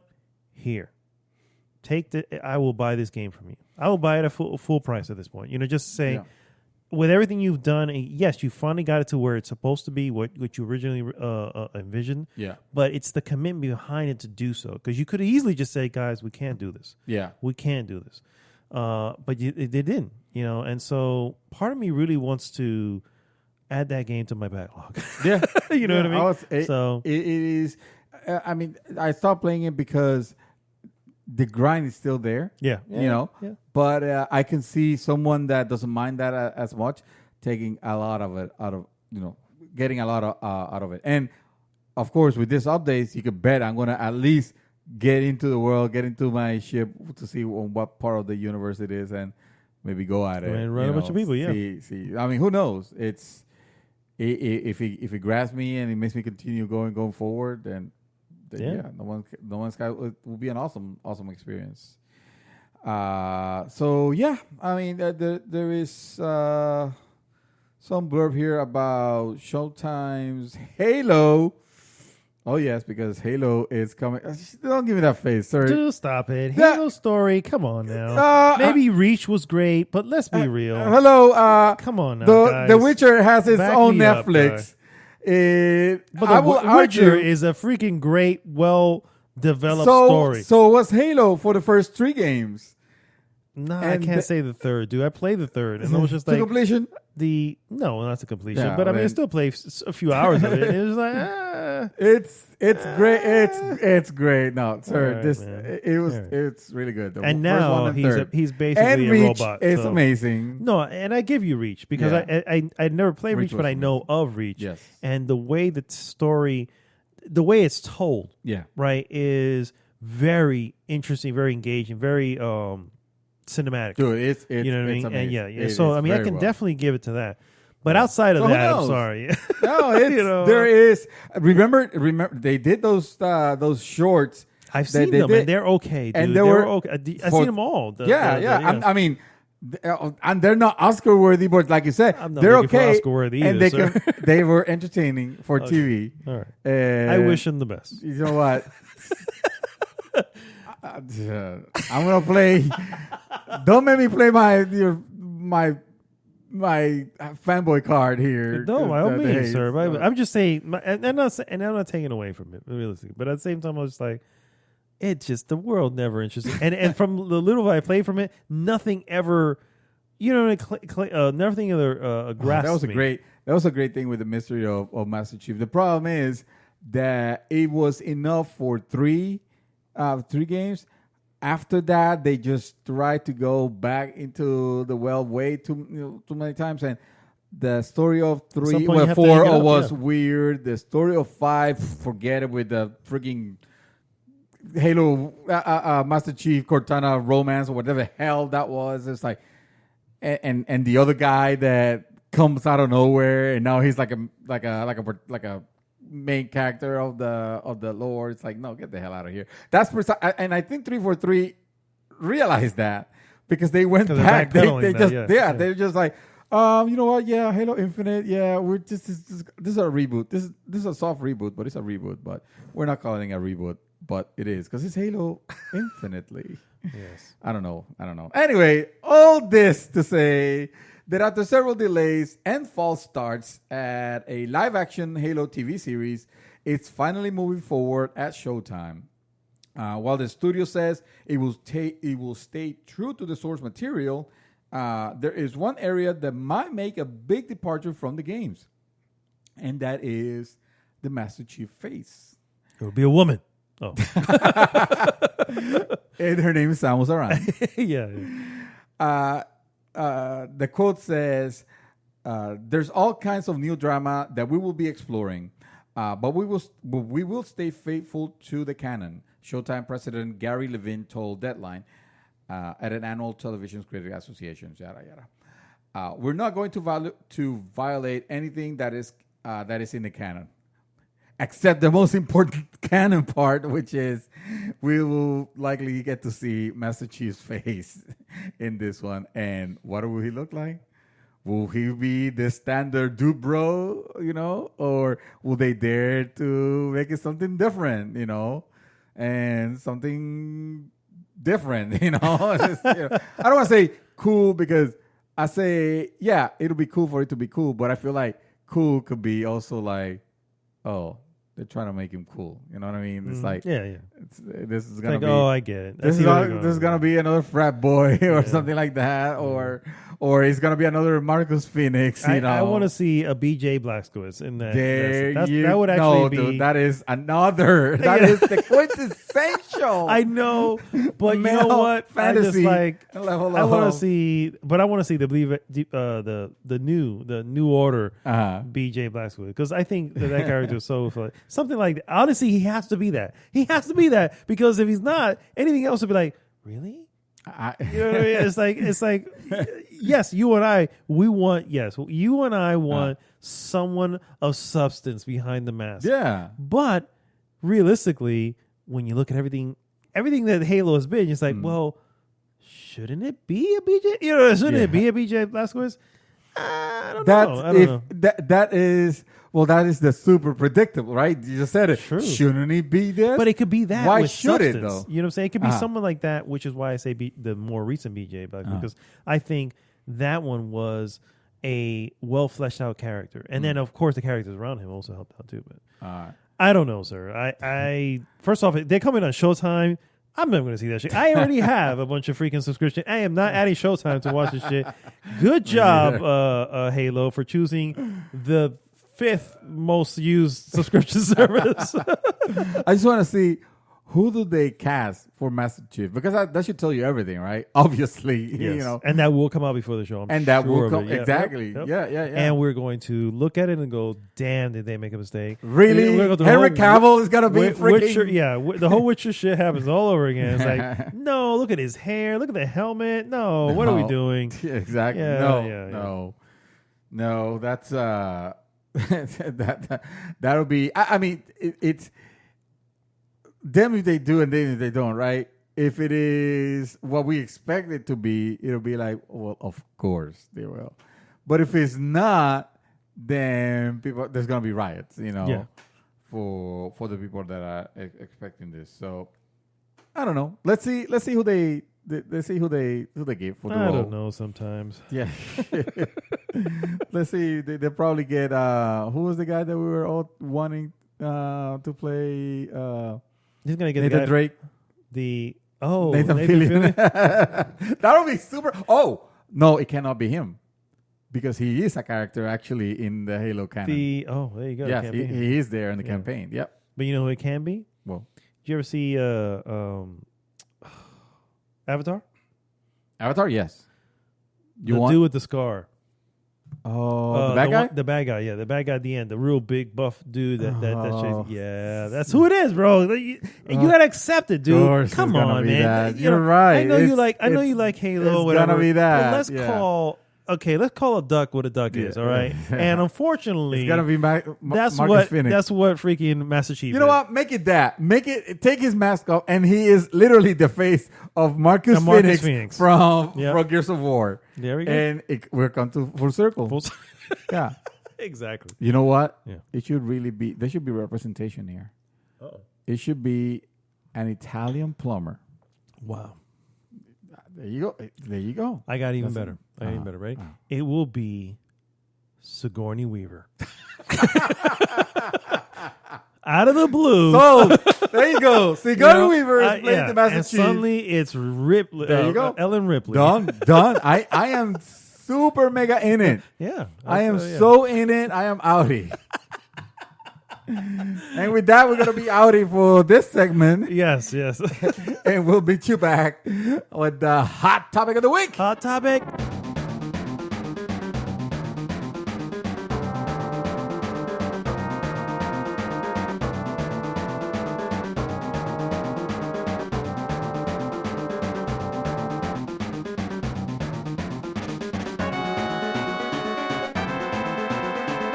That this is so perfectly Kojima, you know, in Metal Gear Solid 5, it'll be like, do you want to use your dog companion? Do you want to use the horse? Or do you want to use a sexy sniper lady that is sexy sniper lady wins every time. And she stays quiet, you know? Yeah, I'm like, which is really horrible. I know. That's what I'm saying. That's precisely what I'm saying. I mean, her name is Quiet. That is her name. So it's like the quintessential. She can't talk because she'll die. No, she can't talk because she'll die. Exactly. Yeah, it's a misogynistic male fantasy shit. You know. It's what Kojima made this. And the fact that she cannot stay put on the freaking helicopter. She has to be like and like catwalking and showing you her ass basically on the helicopter for no reason whatsoever. It's like we praise Kojima a lot, but sometimes I feel like we give the guy a little bit too much credit on some things that probably could get toned down. Because they're embarrassing. I can tell you this right now. Just prepare yourself because I think it's pretty clear that Death Stranding is, Kojima unleashed. You know what I mean? Oh, wow. Kojima unhinged. So I don't think Sony's pulling any reins here. For whatever reason, I don't know if you noticed, but for whatever reason, they've been doing a little censorship when it comes to certain. I mean, yeah. shall we call it pervy? Yeah. Japanese. You know what I mean? Yeah. The little bit when it gets a little hentai-ish. Correct. Now, I don't see them pulling the reins too much on Kojima. At this point, they're like, hey, we need you to make a game that exists nowhere else, essentially. Yeah. So that, obviously that's the point, right? You got to come to Sony's ecosystem to play it. So, for sure, yeah. I'm prepared, but I'm also a little scared, for what Kojima's gonna unleash upon this earth. You know what I mean? Because I'm excited. I'm excited, but at the same time, like I could definitely be without the perviness, the extreme perviness. I don't have anything against sexy ladies on screens or something like that, but like I don't want it to be juvenile. I feel like Quiet on Metal Gear Solid 5 was extremely juvenile and uncalled for and almost annoying. Like the super lame excuse of why she has to be like half naked is because she breathed through her skin. Like if that was we all fake. do. Yeah. I mean, realistically. That's the whole premise of Goldfinger, right? Why did she die when she got painted with gold? Well, because you breathe through your skin, and obviously they painted over that. So I was like, well, we all breathe through our skin. What are you talking about? Yeah. Yeah, man. Yeah. I don't know sometimes. I don't know sometimes. Anyway, well, guys, we are ready for our hot topic of the week. Hot topic of the week. We have to do it separate because we had a situation. We had to go through Skype this time. So I hope you guys can still enjoy the high quality sound that's coming out. Absolutely. But we don't want to talk about over each other because then we get cut when we do, and people hate that. Yes. Yeah. Also, we do want to give a shout out to Gilberto. He was going to join us for the hot topic of the week. He was working late, but unfortunately, he's feeling a little bit under the weather. So much love to Mr. Chaos Reaper, and yes, man down. Yes. Down. Yeah. We'll send you the medic your way. So you can get better, bro. Exactly. We're gonna send you. What is the name of that chick from? Oh my God, I don't even know the name of the game. Apex? No, Overwatch. Mercy. We're gonna send you a Mercy. Your way. Well, Mr. Mercy. Chaos. Well, God have mercy on you, Mr. Chaos Reaper. Our hot topic, guys, this week is all about Bethesda. Yes, we're going down that Bethesda rabbit hole once more. And we're going to kind of analyze a little bit of their, shall we call them, strange decisions. Yeah. Yes. Stranger Things. Yes, Stranger Things. Yes, the newest season brought to you by Bethesda.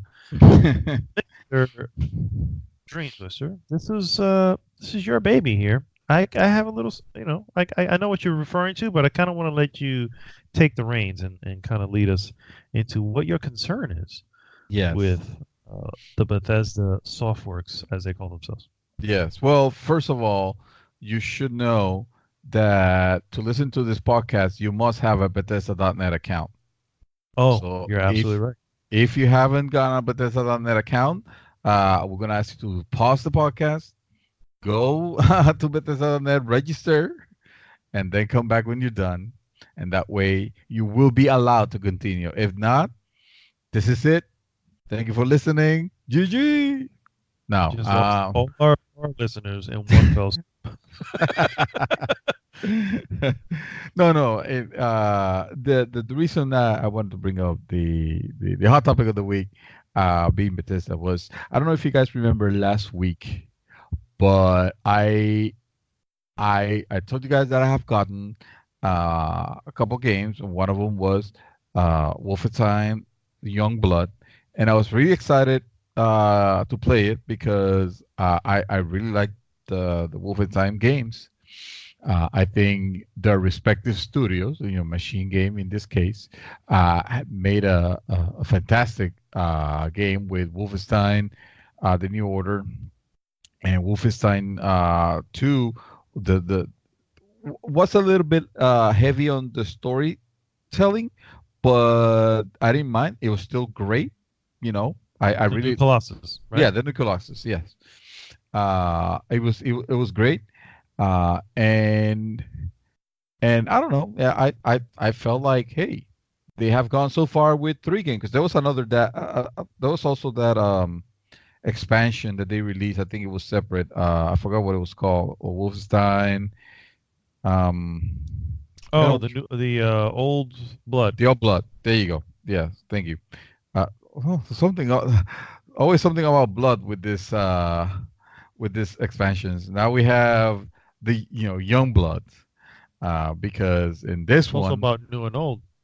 also about the yeah, the young blood and the old blood and the young blood.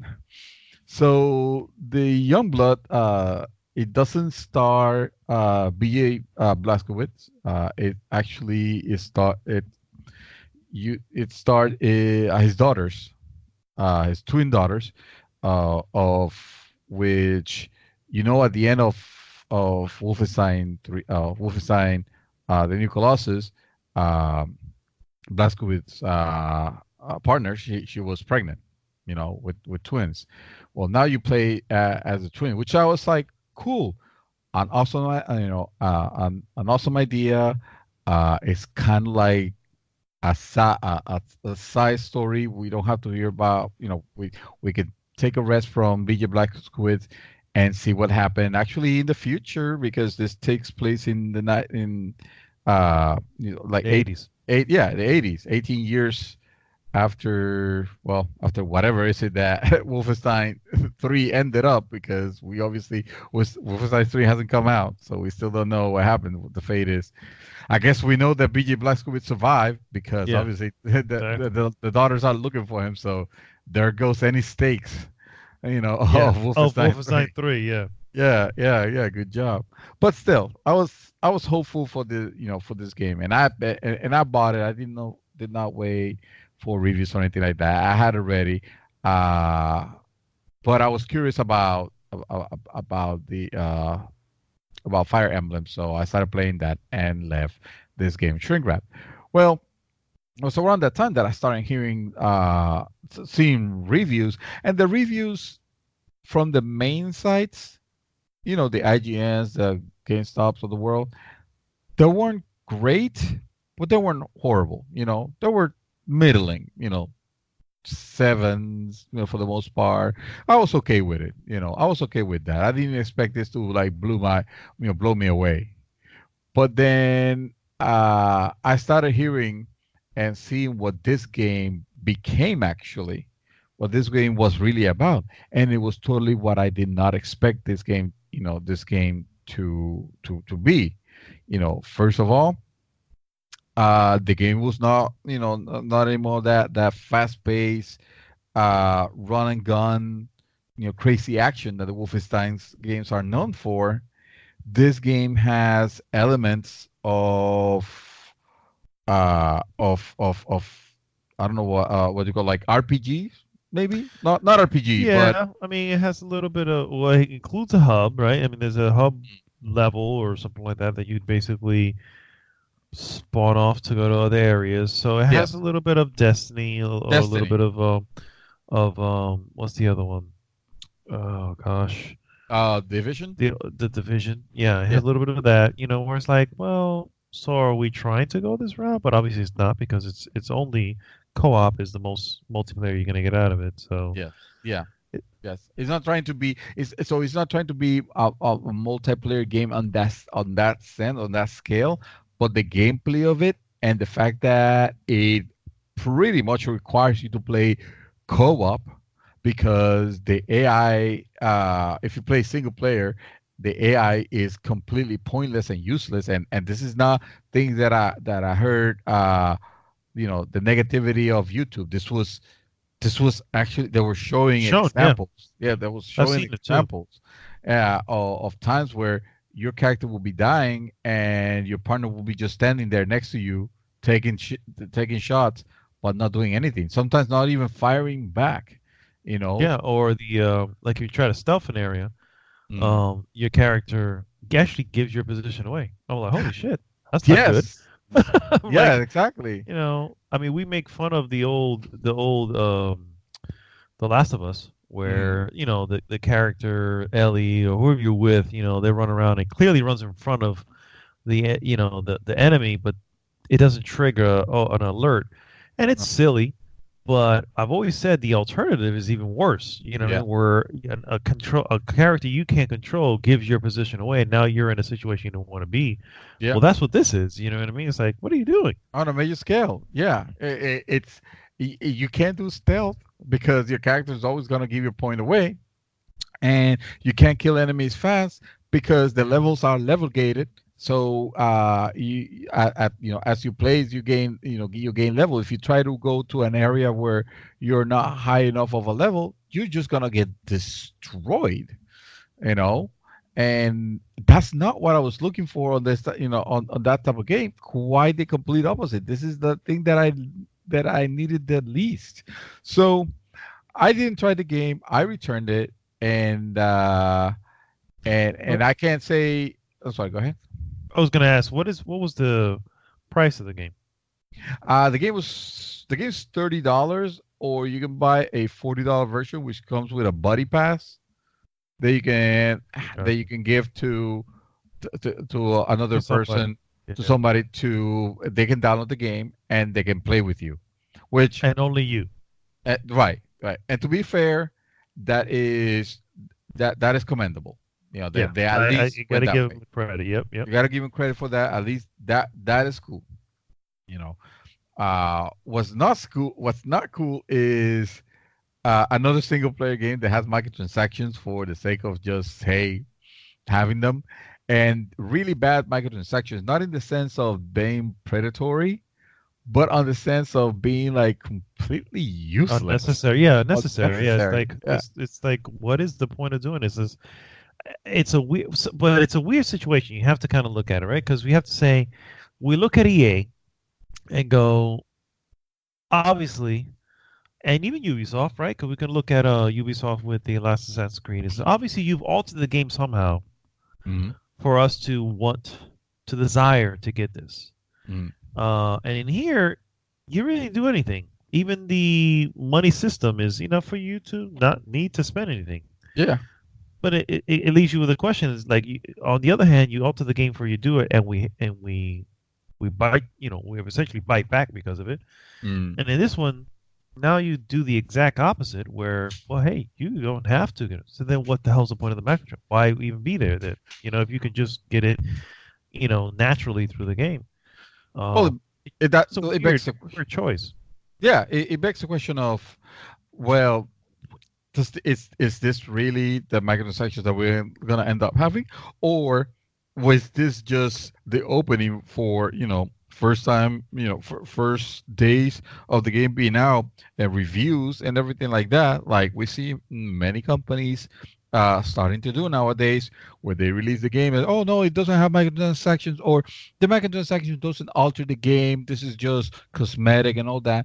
And then after the review period is done and gone, because the game has been out for a couple of weeks, they start putting in the pay to win stuff. Let's be, but you can level up faster if you do this, or make the game easier if you do, if you buy this, and so who knows? Honestly, yeah. I don't give At them any credit. Point they can include those things, and I agree. I don't Mhm. give them credit, but it's still kind of weird because they made it a point not to give review copies, right? Bethesda doesn't do that. Oh, yeah. anymore. They've They been don't doing do that for a while now. Mhm. So Yeah. it's like you've extended this out, to a point where you're not giving review copies, so everybody has to go get their review copies, Mhm. spend more time. And it's just an odd thing. It's like, the game itself already has, a look to it where people are like concerned, like, what is it? What is it? What was the point of? Because you mentioned what's the other one? Old Blood, right? Right. Old Blood was a standalone, awesome game, Mm. but it looks like to me like this one just kind of lost its way a little bit, right? Because I don't think this.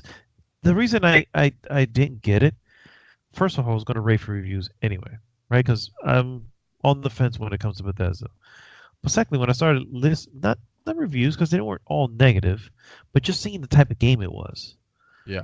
light on story, more on the actual whatever, a lot of almost raids and stuff like it's like whoa, what are we doing here? This is not Yeah. Wolfenstein anymore. This is some other game. Wolfenstein to me has always been a linear first person shooter. Mhm. And more recently, one that includes great characters Yes. and an intriguing storyline. Yeah. This one Now doesn't. now we're off the board now. We're off the mark on this one significantly.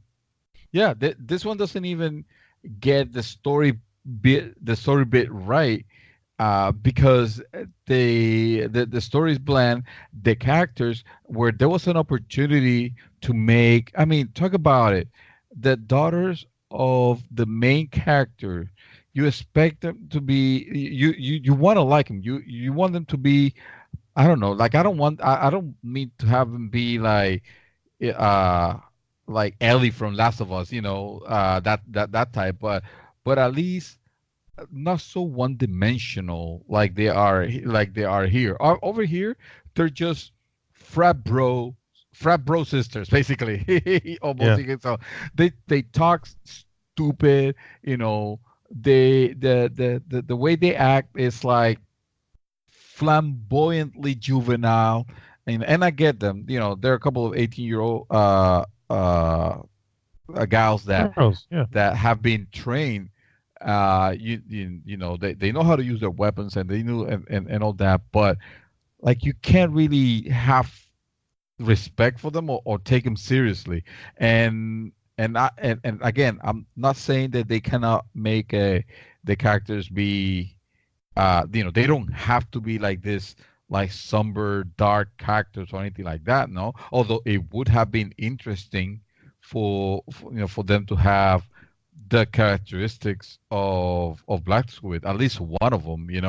But no, both of them are kind of like a police academy level of stupid. You You know what would I'm you talking would about? yeah you would I mean I would expect that if you have two, right, one will be the outlier, and then Mhm. the other one would be the straight arrow, right, the one who Mhm. follows dad, his word at Yeah, every that would have at been more every interesting. that would have been because it would because you're always reining in that other person, or if you're playing the other person, you're always trying to poke at the straight arrow, going, "Come on, man, hey, we're good." You know what I mean? It's and all that. That would have been. I mean, it would have been typical to at least be real, Yeah, but maybe more interesting. But than two little goofballs, yeah, yeah. that are going through. Um, Let me ask you a question, if I can, on the you sent it back, right? So you don't still Uh-huh. don't have it. Right. Um, but let's say, I guess, let's give it for instance here that the standard time for a game is development is what, 2 to 3 years if it's short enough, Mm. 4 to 5 if it's a bigger title. Do you think this is a product of a time when they first started it? Do you think, because I want to lead into that other title that I know you brought up at one point. You actually sent me a message on it, and I didn't know that. Well, and I'm being very cryptic here, but anyway, the point is, do you feel that, you know, let's say 2 3 years ago, Mm. this type of title would have made sense at that time? The problem is, because development being development, that means if you have an idea for something today, Mm. that's not going to come to fruition in 3 years. The tides could have changed by then. And do you think Well, that that's what's happening here? at 3 years. I mean, I don't feel like 3 years is it's so much time that will change our palettes when it comes to what we would like what would you expect to like from the game or not. I think in this particular title, there are a lot of things that are fundamentally uh, unsuccessful. Say, for example, like I mentioned, the level gating of the of the levels. You know, when you can, when that is not a Wolfenstein trait. You know, no, Wolfenstein has some very light level RPG progression. You might Yeah. argue, but and it was done in a very different and cool way. You know, the more you use your particular skill, the more you will grow that, you know, that particular skill. So that was great. At least I remember the first one being like that. uh Here they just make it to where you could have a shotgun and you could be like point blank at an enemy, and if that enemy happens to be a couple of level higher than you, you're basically doing no damage to that enemy. Or worse yet, some high armor enemies, you can shotgun them all you want, but that's not the weapon you should be using. You are forced to use the pistol because the pistol, for some unknown reason of the game, you know, that the game makes it, is the weapon that does more damage to the powerful enemies on almost mega armor. You know, like it makes no sense. You know, those are things that are not a problem of the type of game, the you know, of the yeah, the type of game that it's trying to be. It's just that it doesn't work on the Or the context of the game that it is. correct, or the IP, or it doesn't represent the IP that it is either. I agree. No, no, exactly. It totally does not. Uh, and I wasn't even that angry when I heard that the game was gonna be co-op focused, but the the the make your AI work for that case, because not a lot of people are gonna want to play that, you know, that game co-op. Also, another The thing fact that you that can you're tell. forced to do it is a little disheartening. You Mhm. know what I mean? It's like the fact that you're forced to do the co-op thing. I mean, I guess I Yeah. get it because the storyline. Well, that's where the part doesn't make sense, right? Because story is pretty light in this one from Mhm. everything that I've read. So the storyline, sort of says, okay, well, it's because this is your sister, you're trying to do whatever. This is why she's always with you. Yeah. But then again, the actual storyline that's available in the game, um, is a fraction of it, and a fraction of the game itself. It's more gameplay than anything else. It's more the raids, and you're kind of going back to the same areas and all this stuff, and that is just, yeah, it doesn't make sense. It's contradictory. It's contradictory. It's like, well, yeah, I mean, that's her sister. She's going to be out there, obviously helping her sister out when it comes to saving BJ. But then at the same time, you don't really get any story content. So what's you know what I mean? I It's get again, it's contradictory. I get it, because it is I mean, not having the co-op section of it would have been a huge miss, because hey, they are sisters, you know. It would have sucked if it was just, hey, it's a single player game and you can pick one or the other, you know, unless they play fundamentally different, which that would have brought up a possibility of good replayability, and that's something else, right? But in this case, it would have been called a missed opportunity. I get that. um but forcing it like that, just, it didn't help. It didn't help. Probably the reason why they decided to just have that buddy system, you know, be so gracious with it, and allow us to lend, you know, to pretty much give the opportunity to someone that doesn't own the game to be able to play it, because it would have been harder to find two people that actually bought the game Yeah. just to play a co-op. You know what I mean? It makes me think that that's probably the reason, but who knows? But the main reason why I bring this game was because I was disappointed. And yes, you could argue, well, you never played it. It was not your opinion. Listen, it, as the old adage said, you don't have to taste shit to know that shit is bad. All right, it tastes bad. If you start seeing stuff that from a game, if you start hearing stuff from a game and you know for a fact that you don't like I don't like stealth, and this game's not gonna let me do stealth because it breaks the stealth capabilities. I don't play co-op, usually. The single player is broken on this. This game plays like, with enemies that have levels, and that's not Wolfenstein. That was never the Wolfenstein. The enemies are very spongy, and I hate the sponginess of enemies. When I start hearing all that, I It don't have to sounds like say, Destiny, bro. Yeah, yeah. it sounds exactly what I don't like about Destiny or The Division or Mhm. any of those type of games. It's like those aren't my games. Yeah, yeah, But no, the sad exactly. part is one can call out and say, well, all that stuff is good if that's within your world, but not Wolfenstein. Not It doesn't feel Wolfenstein. like Wolfenstein, yeah, because that's not what Wolfenstein is. No, Um, exactly, but exactly. it Which isn't. make I'm sorry. Go ahead. No, I was gonna say, but it doesn't stop there. Mhm. Because obviously it seems to be like they've made other decisions on perhaps another big upcoming game Yeah, that I think is probably your and I's one of us, at least one of our most anticipated anticipated. Oh, of this absolutely. year, you know, Yeah. and it's clear that the message that they themselves made clear in the 2016's Doom, Hmm. they themselves seem to have forgotten. Hmm. So tell us a little bit about, because you're the one who brought it up. You're the one who Hmm. not brought it up, but you're the one who mentioned to me. I didn't know until you said it, and I was like, "What?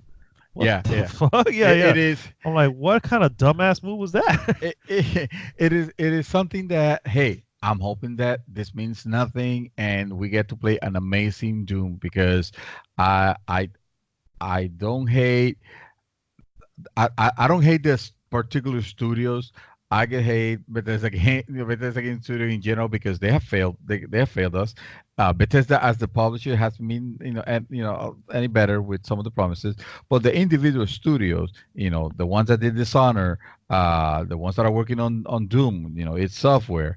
They they still have given us, good stuff, right?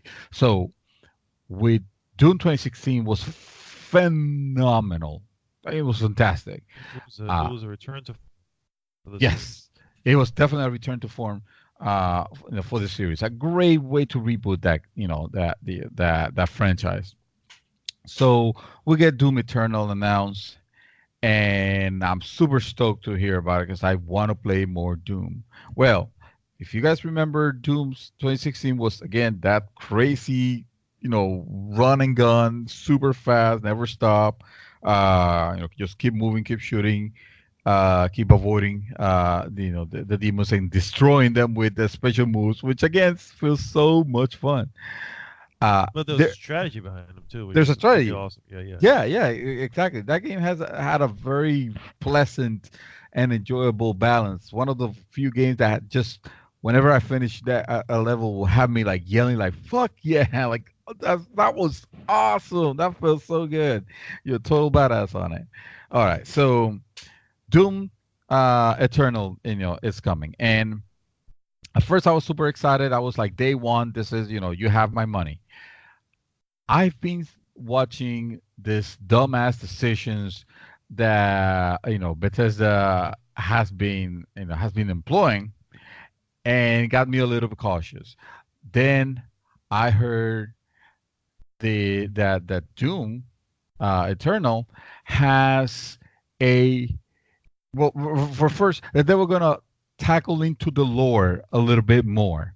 I'm like, I don't know if I need that. Doom has never been about the lore. Even the way that the lore was given on Doom 2016 was kind of like throwaway. Was kind of like, yeah, you can have it if you want it, you can consume it, Correct. Yeah, yeah, but yeah. I was gonna say, you're but not required. correct. But It's I not in your think face.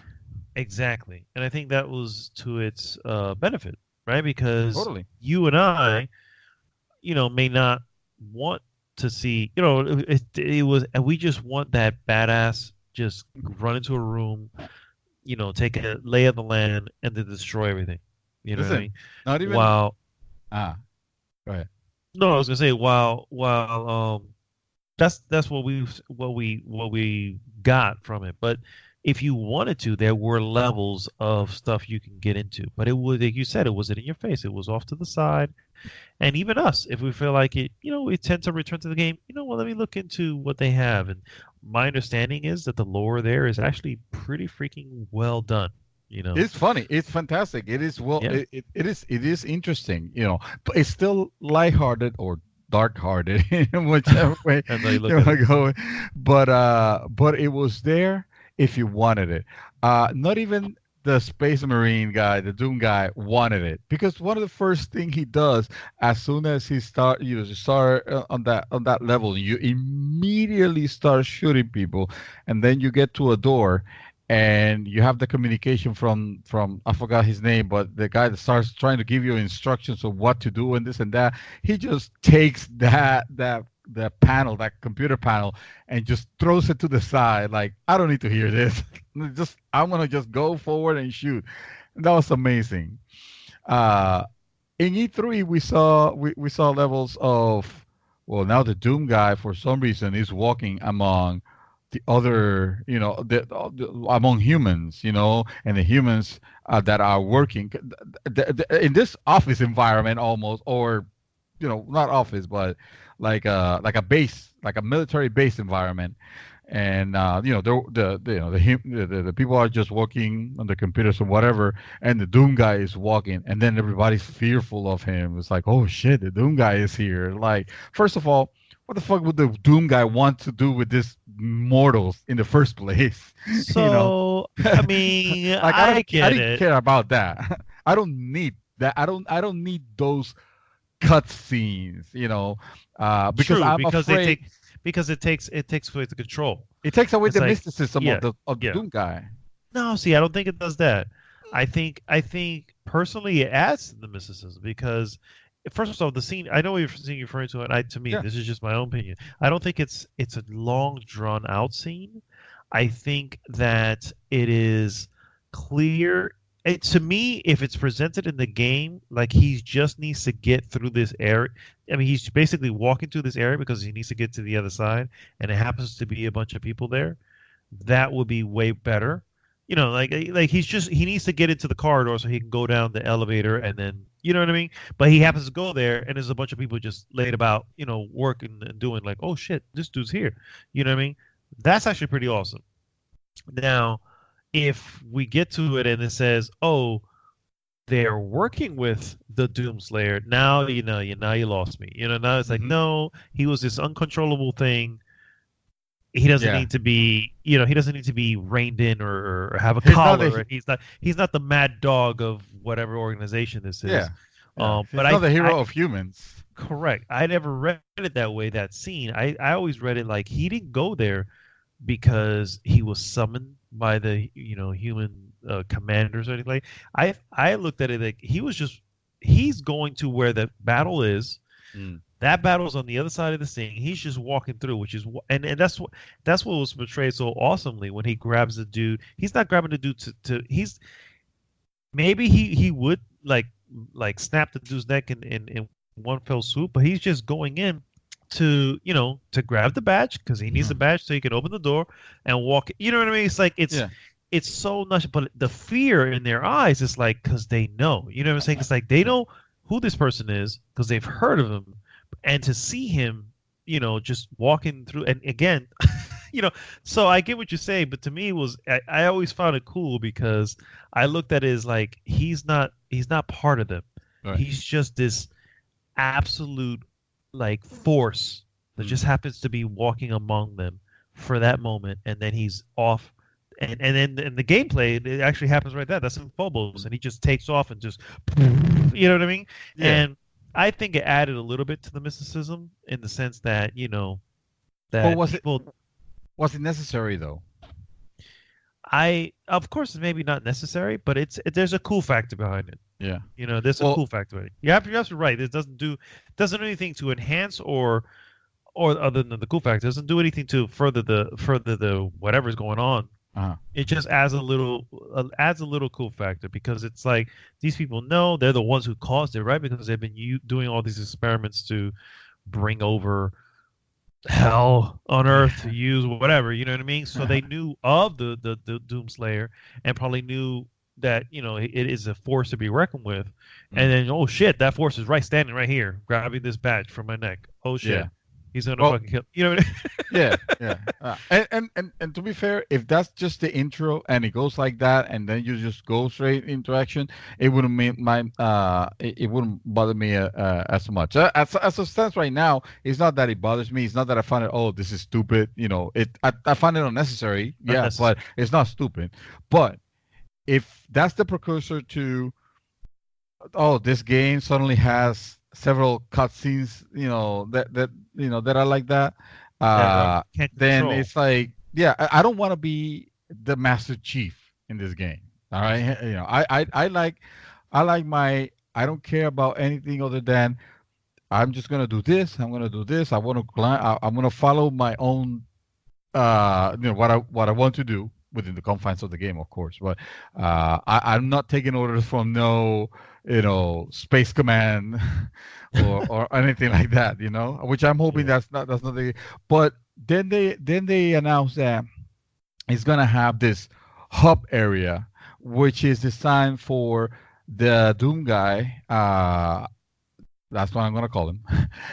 To chill, to quote unquote chill, which is like, wait a That's minute, concerning, yeah. what the hell do you mean by that? What is chill in the context of the Doom guy, and why does the Doom guy needs to go to a hub world? Because hub world to me means one of two things: either A, you're gonna give me, just like in Wolfenstein, Youngblood, you're gonna give me missions that are gonna have me backtrack into areas that I've already been into, and in which case that sucks. Or B, you're gonna have me, it's gonna be the Mega Man Select mission area, Yeah. with the You're area gonna where I give go me. through You're this gonna. door. In that case, there's gonna be someone in there going, "Hey, we heard this is over here. Maybe you should." So someone's basically handing you missions. It's like, A quest giver. so It's like I that. am working for somebody. You know what I Yeah. mean? Because it's like, yeah. Because at that point, it's like, so yeah. No, I agree. When you mentioned that, I was like, now the Phobos thing Yeah. didn't bug me. Right. Now hearing that and then thinking back to the Phobos thing, I'm like, oh, now there's reason to be concerned. Yeah. Now it's just like, so clearly you guys forgot the message you were doing in 2016 Doom, and you're okay with just fucking flushing that shit down the window. Yeah. You Yeah. know what No. I mean? Yeah, it's like it's okay to do that. Heaven Um, forbid they go into, which, to be fair, I didn't get this from the clips that they have shown of the gameplay of Doom Eternal, which is, I don't think they're going the route of bullet sponge enemies, crazy bullet sponge. I mean, because obviously they do take a couple of hits, a couple bullets, several bullets, some of them, but they don't. It's not a level. It's not a what do you call it, a meter that you yeah, have yeah, to empty, that you're emptying as you're shooting the enemies, or let alone, oh, you better use this weapon for this enemy or this other weapon for this other enemy. It's didn't look like it was going to be that. But the fact that ever since, Fallout 76. Actually, this has been a long way, but the major reason, you got to the remember, concern. Yeah, the, the the concern. the concerns go further back. It goes further back than, I mean, they go back all the way to friggin' Skyrim on PS3 when you think about it, and maybe further back. But the most Yeah, I was recent actually ones, gonna say further back, but yeah. yeah. Well, but the most recent ones with the completely clusterfuck that was Fallout 76 and continues to be to this day, uh, the the dropping the ball with this Wolfenstein, the recent Wolfenstein game, and it makes me doubt Well, not to of mention Bethesda, makes me you doubt have, of this Doom game. yeah, you have also have the mediocre Rage 2, right? Yes, That yeah, was in between all that. You know what I mean? yeah. So Rage 2 yeah, wasn't it's terrible. It was no, no, no, just no. nothing, like nothing that was like it was shown to be. You see Correct. a pattern here. It's like none of the games Yeah, that are there are what they're shown to be. Correct. So should I be then keeping my shrink wrap on my copy of Doom Eternal until I see and read the living crap out of reviews and make sure that, oh, this is actually, you know what, this is safe. We can open this and it's not going to stink, Yeah. It's concerning. It's definitely concerning because of the it seems like they were all in on single player games, but this was around the time, right? We go back 2-3 years ago, we got that little thing at E3, and they were like, "Hey, we're all about the single player games, and all this."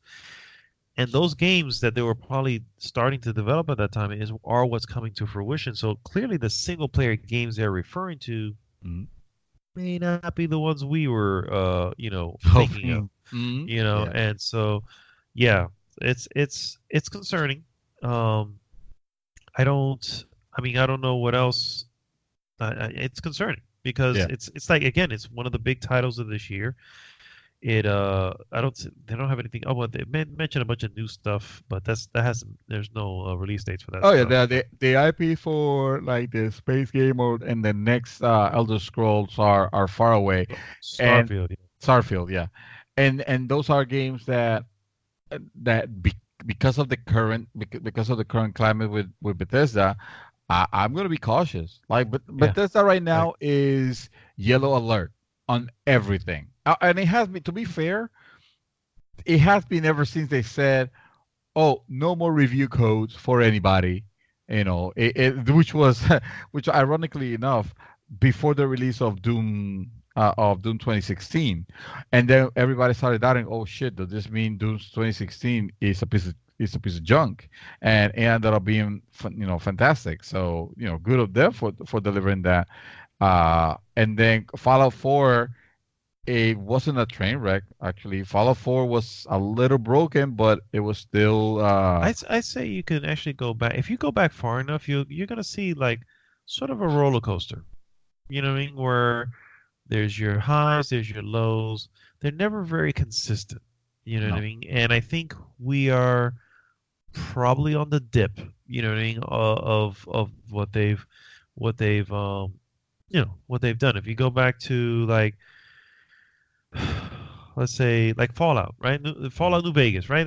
You can say that was a peak, right? You can say that's a peak. Yeah. Well, not in the technical technical side. Yeah, perhaps not. But story time. The delivery of what they had. So that you can say that's a peak, right? Well, funny that you mentioned that because Fallout New Vegas was not Bethesda directly. No, it wasn't. I mean, it was published by them. Yeah, correct. Yeah, it was published by them, but it was right, Obsidian did the work. Then Fallout 4 came in and they it was their engine though. Yeah. It was their engine. Yeah. So from New Vegas, what do we have?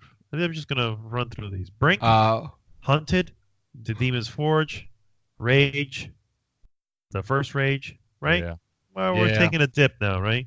Yes. And then you have Skyrim comes out, right? So that we'll call that a peak, even though the PlayStation 3 version is probably not a peak. The first Dishonored, which we'll call it up there as well. I know you didn't care for too much. I actually dug it. Yeah. And then you have Elder Scrolls Online, ESO. You know what I mean? Which was horrible at first. Which was horrible, exactly.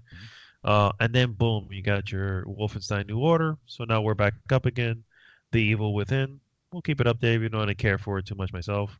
Old Blood.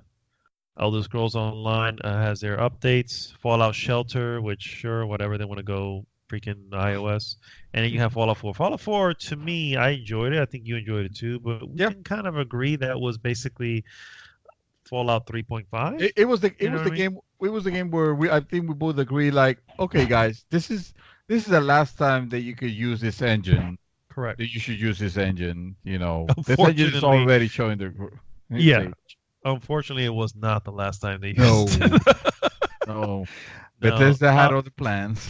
Yeah, they did. I'm gonna go through the rest of them, but you could see it goes up and down. You know what I mean? And then you hit Fallout 76, and I think we could all agree that shit was- pretty much went underground at that point. So Yeah. At that part, the roller coaster broke, and all the cars were just flying off the handle to the bottomless pit. yeah, agreed. So I'm not sure what they're gonna do. I like you said, code yellow. You know what I mean? At Yeah. this point, just more of a wait and see. And it's a shame because Doom Eternal, man, when the first things they showed about Doom Eternal was like, holy crap, yes, I'm in. I had actually I don't know if you remember correctly, but I had re-boycotted them, and then I said, Doom Eternal's coming. Maybe I can be a little leaner. Maybe they're okay. They'll learn the errors of their way. Yeah, maybe. But no, I have to keep the code yellow up, unfortunately. Yeah. Yeah, it is what it is with Bethesda Game Studios. And again, I don't know, some of this it's, I, it it breaks my heart because they have demonstrated in the past that they could create some great games, right? And now I'm talking about the companies in general, the big companies in general. There was a time where EA was taking risk, and and some of them were hits with like the likes of Dead Space. Some of them were not that much. Like Mirror's Edge didn't so very Mirror's well, Edge. but at least I was appreciating the fact that that they took did it. chances. Yeah. Unfortunately, some of them didn't do very well. They changed their course. Now I feel like they're like, you know what, gamers will eat whatever we give them. All we need to care about is the marketing. They'll eat up whatever we can deliver a broken game and just fix it later on. Or who cares if the AI doesn't work on this? You know what I mean? And dude, it is. This is the reason why I kind of switched a little bit my most anticipated game from Doom to the Outer Worlds from Obsidian, and I'm hoping that the Outer Worlds delivers. Maybe it could become the actual Fallout that we wanted. Maybe. Yeah. Maybe. My most anticipated still remains Catherine Full Body, guys. Catherine Full Body. I can't believe it. That is your most anticipated game of this year. Yep. That's it. That's it. So thank you, Atlas, is all I gotta say. Atlas, the good Yes. company of Yes. who would have Coming thought? from behind. Yeah. Yeah. Well, Yeah. Well, thanks so much for tuning in, guys. This was an awesome episode 171 of GG's The Mouthful Podcast. As always, please go to goodgame.tech, join the conversation there, and please like, subscribe, share the podcast with all your friends and family and frenemies. We'll call them frenemies as well. This is Mad Dog signing off for this week. Mr. David Santos, take us home. I once knew Chaos Reaper. He was a crazy, outstanding guy. May God rest his soul for today. I'm just wishing him that he rests well today, obviously. That he rests in peace, so that he can wake up tomorrow feeling better. That's what I mean. It's not an eulogy. I just want him to feel better. It's just rest, relax, lots of fluids. Get some chicken soup for the soul. That's right. That's right. The only cure for a cold. There you go. All right, guys. We'll see you next week. GG!